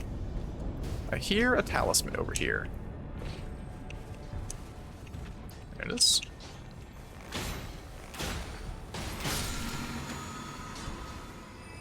I can ping that for them. That's good for either of them. They both attack pretty quickly normally. So the deal with the shifting earths, well, most of the shifting earths, is that the bosses in them actually aren't random. So I know for a fact this is a Valiant Gargoyle, which we don't. We're good on time. We have a fair bit of time to fight him, but the problem is none of us are really have good build. He's weak to magic. He's weak to blunt damage. As far as I know, we don't have either of that right now. So I'm not sure we're gonna have the damage output really necessary. We are a good level. Level 11, getting into the shifting earth is pretty good. Okay, that's not the direction I should have rolled, clearly. Stop being annoying. Yeah, okay.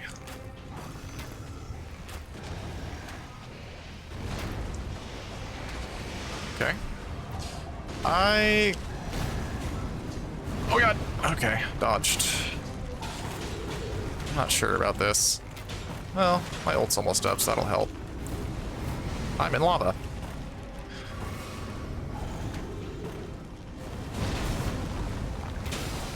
Okay, that's my ult. I'm just gonna go ahead and do that. Need a mark pop. We also really need... Ooh, a crit. Crit. Okay, good. Really need our Duchess to start restating. It's an example of someone being not the best teammate they can be. She's been okay. I don't have any complaints outside of that, but if you're gonna play Duchess, that's kind of your job, is to be restating damage.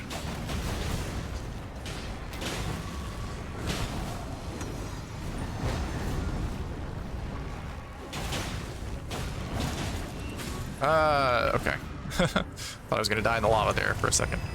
Another legendary. Another serpent bow. Oh, Hand of Melania. That's very good for either of them, honestly. The lightning attack power sucks, but I didn't even look at what my passive available was. Hopefully one of them takes that. We gotta hurry. Oh, actually, that reminds me. So you can always check your allies' status and stuff by hitting... Let me get up here first. By hitting start and then right bumper. You can see what weapons they have. So yeah, the Duchess took Hand of Melania. Oh, our Executor has Rivers of Blood, which is maybe the best weapon you can get for him. It deals insane bleed, and that's great because he's arcane, and it's a katana, which he has a unique moveset for. So Crater, don't jump into the lava. The route is always the same. We should be okay on time. I like to get down here a little earlier than this, but we're a pretty high level, so it should be fine.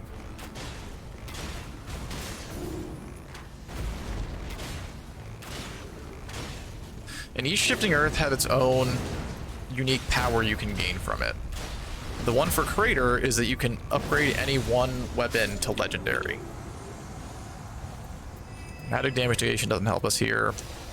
poise is not likely to be that useful, but again, it doesn't take up any inventory space and it doesn't have any downsides, so whatever, I'll take it. You can also inspect teammates' passives that they've gotten and their relics, by the way.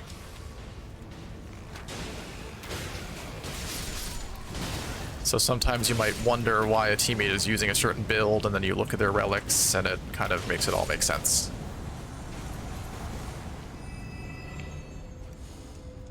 Frostbite reduces the Mystic Frost. That's useless. Thankfully, more runes is very nice. Although we're pretty comfortably on track to hit level 15 already, which is the maximum.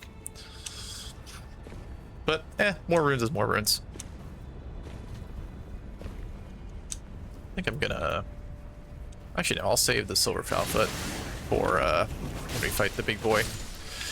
Some Shifting Earths, the big boss at the end is guaranteed to drop a legendary. Here in Crater, that's not true because you get the free legendary upgrade anyway. And so I will use this Silver Foulfoot to improve my chances of getting a legendary from him. I should know what am I doing. Oh, well, bit of overkill, but that's fine. So I'm not exactly stacked, but my teammates kind of are, so... I'll take improved crits.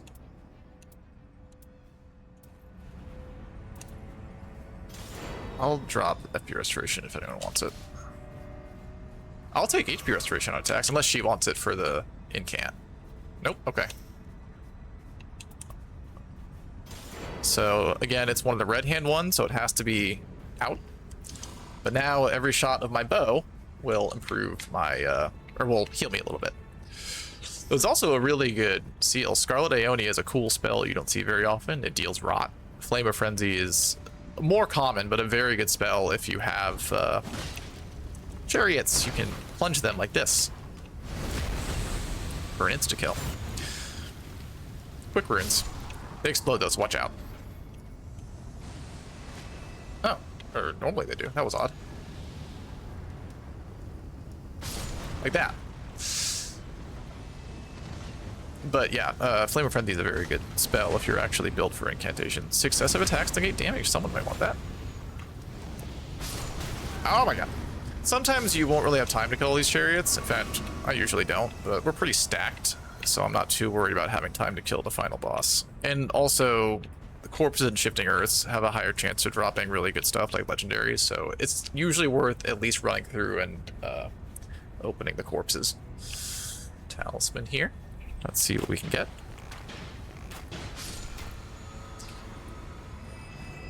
Perfuming Arts. The only person that's ever potentially really useful for is Scholar, since perfumes are items, and he's the item guy. This is a shortcut to get down. Otherwise, you have to run a bit of a longer way, which looks like they might be taking. And it looks scary, I know, but as long as you land close enough to the shore, even if you land in the lava, you don't die instantly, so it's not quite as scary as it looks. Again, even though I'm a ranged character, I'm staying right up against him, and I'm just spamming my shotgun for better damage. I roll through stuff, I mark through stuff, just avoid damage. So we should be okay, but we do have to be fast. You really ideally want to have this fella dead before the ring starts closing. We have a little bit of time to finish, and we got pretty good damage, so I think we'll be okay. Let me pop my foul feet.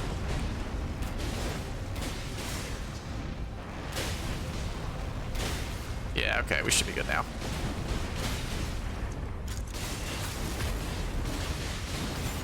Nice. Yeah, okay, so the ring's still coming in. No legendary, but that's fine. Ooh, Fire Raptor Talons.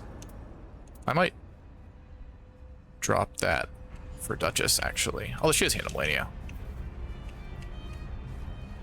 I don't want that. No. Everything I can drop for it? It's fine. So an interesting quirk about these, which I will show off real quick, when you two-hand fist weapons like this, it just puts one in each hand, and so that does count as wielding two armaments.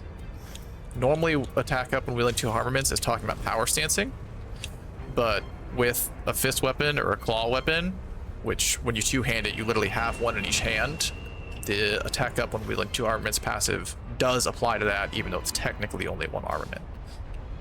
Oh, you didn't get the heal? Okay, well, go get that, I guess. I'm not coming with you. There's a boss up here we could try and kill, but we'll see. Oh yeah, sorry. With those spectral hawks, we haven't covered those yet, but they're scattered around the map a bit. Like wherever these trees are is where you start them, and the winds indicate where they fly. And you use them to get out of crater as well. Okay, so definitely can't get up there, but we can get here. You might recognize her as half of the Night 1 boss from our last match. She can also appear as a field boss. Often called Maggie because that's what one of these ones is called in Elden Ring. Okay. Max stamina works. Nothing else there was useful.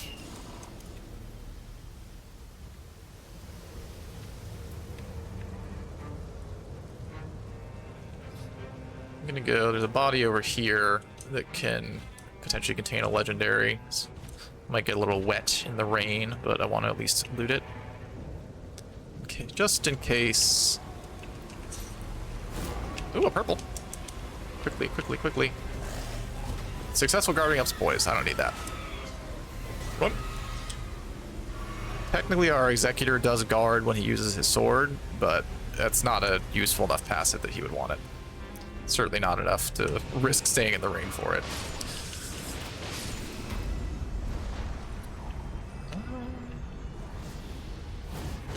Crucible Knight.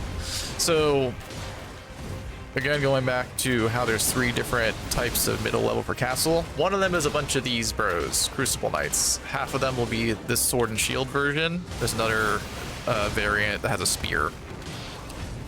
And that is generally the best version of the castle. It's by far the one that gives you the most runes. And all the ones that have spears also drop dormant powers, just like the trolls do, so you'll still get some gear in addition. Crucible Castle is a very nice thing to have.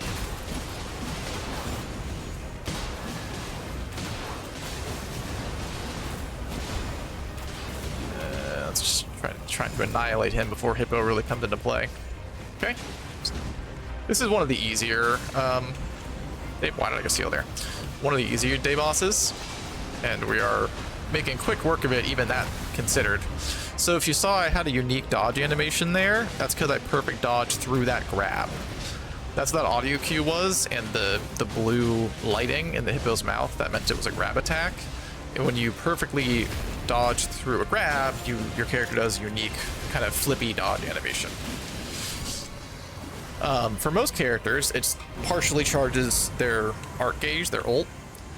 If you're Undertaker, it just gives you a free ult use, as we previously discussed. I think we'll just do max HP. Okay, so we work with the spirit shelter.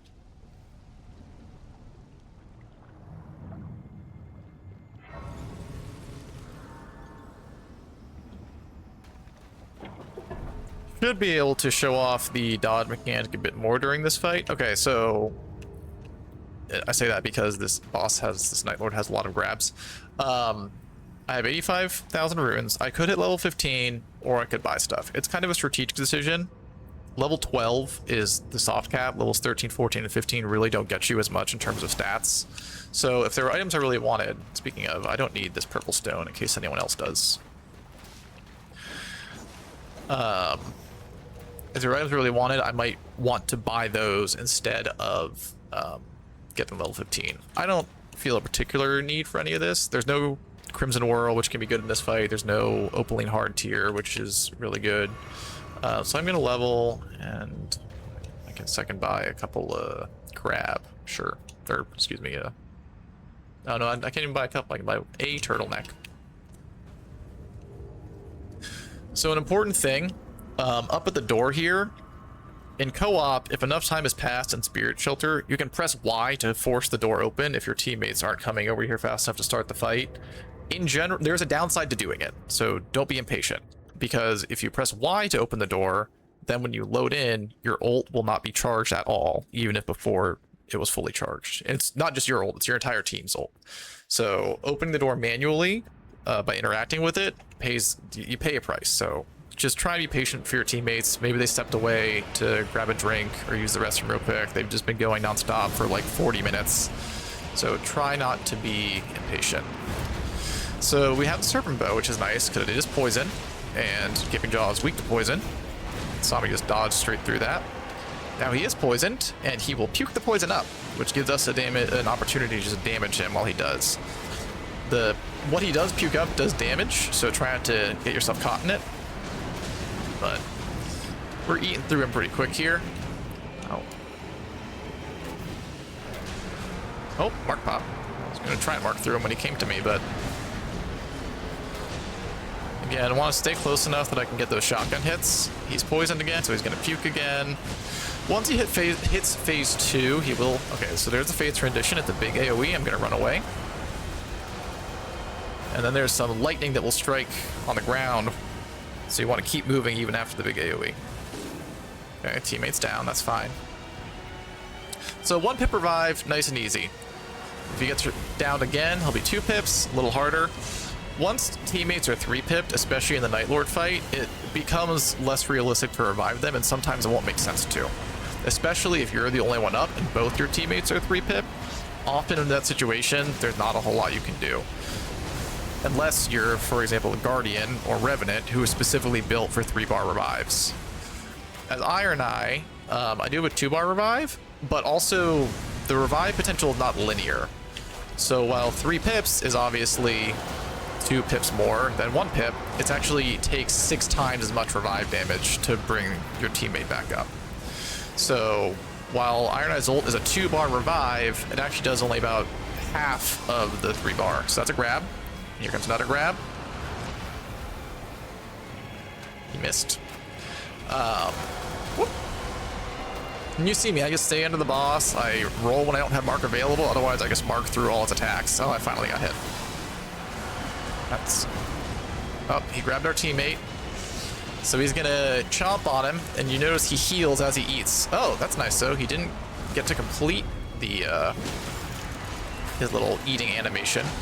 If he does, apart from doing a ton of... Okay, AoE again. Run. Oop, got a bit of a stutter there. Oh, they're just trying to finish the kill. That's fun. I'm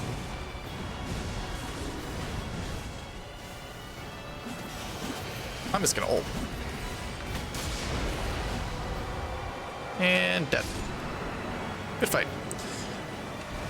But yeah, oftentimes if an ally is down, or if you are down with 3 pips in a Night Lord fight, it's not particularly realistic. People do this sometimes. They just throw their stuff out as a form of celebrating. I prefer not to do that, because if you do that, then in your record at the end of the match, I'm pretty sure you can't see. Yeah, see, you can't see what equipment you had. So if you ever wanted to go back and see, what did I have on that run again? You can't do that if you throw all your stuff away. Nothing wrong with it, but it will, you won't be able to tell what you had going on. So there you go.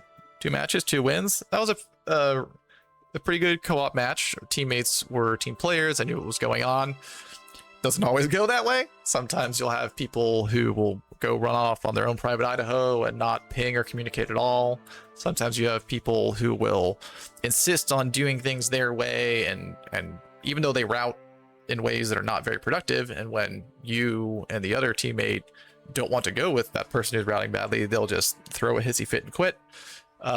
Like any online game, you encounter a variety of people, a variety of play styles. So that's actually interesting. So I had 7 heals because I actually ran down to get this one, and I'm the only one. Our Executor had 6 because he got the other ones, but not that one. And our Duchess had 5 because I guess she forgot to grab this heal as we were going into Crater. So, and you can see that on the right. It's the middle of our whatever. I have the 7, she has the 5, and Executor has the 6.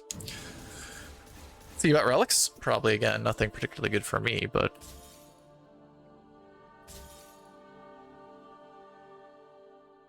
that honestly could be a good Guardian one. Maybe not so much for co-op, but that would actually be pretty good for solo Guardian, just because you might be more likely to go with Colossal Weapons as solo Guardian, so you can do more damage. And Guardian already has the biggest vigor, which is your HP pool in the game, but hey, more vigor never hurt. So I'll keep that.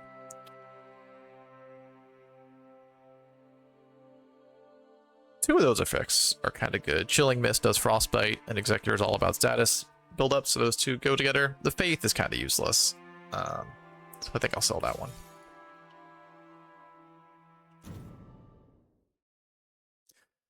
And there we go. That's what runs look like. You've seen a solo, you've seen a co-op, you've covered pretty much all the basics. One last thing to kind of touch on for some closing tips is once you beat Tricephalos, you'll have access to the other Night Lords. These two are the DLC ones, which you can access via the DLC. Once you beat enough Night Lords, you'll get access to more of them. And then once you beat regular versions of Night Lords, you'll have access to the Everdarks, which are the purple ones. Deep of Night is the ranked mode in Nightreign. I don't play a lot of it, which is why I'm only depth 2 out of 5. But it can be fun. I encourage you to look into that if you're interested in it once you kind of get the game and get the basics down. But that is what these extra relics over here are for. They only apply during Deep of Night. Normal expeditions, it's just these first 3 slots. In fact, until you access Deep of Night, you won't even have these available, I believe. So before we wrap it up, I just want to maybe cover a few parting thoughts, a few general gameplay tips. First of all, when you're learning, and as you're learning and just picking the game up, try not to get choice paralysis. Don't stress too much about what to do, but pay attention to what you did so you can learn. Fast is better than good, because again, the more time you stand there doing nothing, the worse you're going to end up. Try new things, figure out what works and what doesn't through trial and error. That's how these games work. Don't get discouraged, particularly by seeing more experienced players make it look easy. Like, I know I just won 2 matches in a row, but I also have almost 600 hours in this game. And I've done this a lot, and I had a lot of experience in the other games first, so you probably won't pick it up as easy. Don't let that keep you down.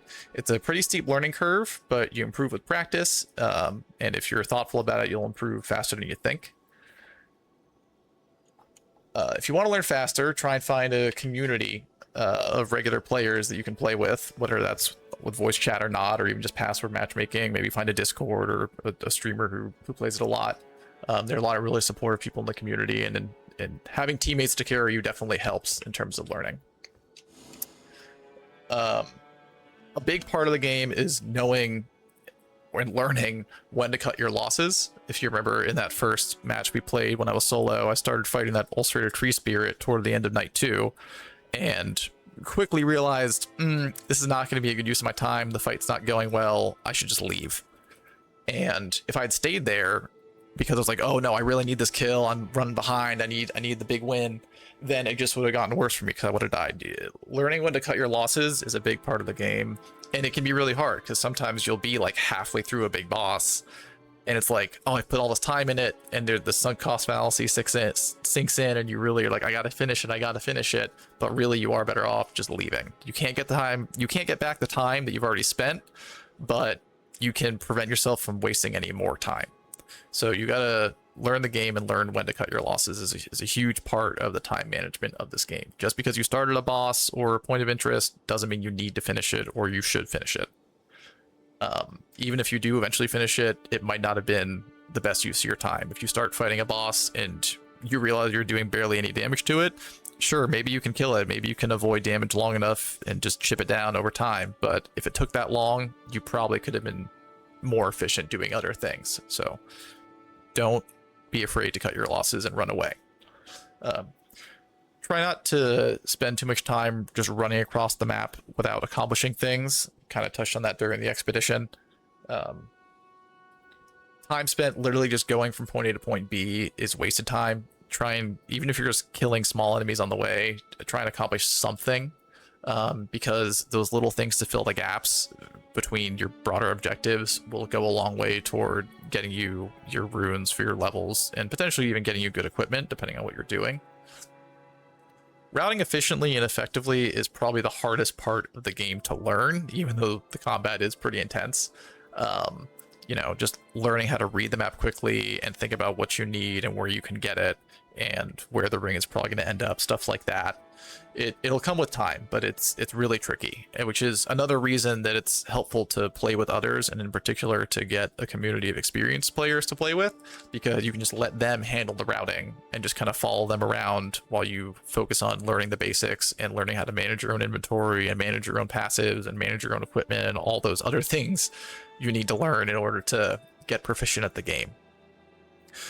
Remember to poke around in your settings as you're learning to tweak things however you find easiest to use. Like, I think I have all my camera sensitivities turned all the way up.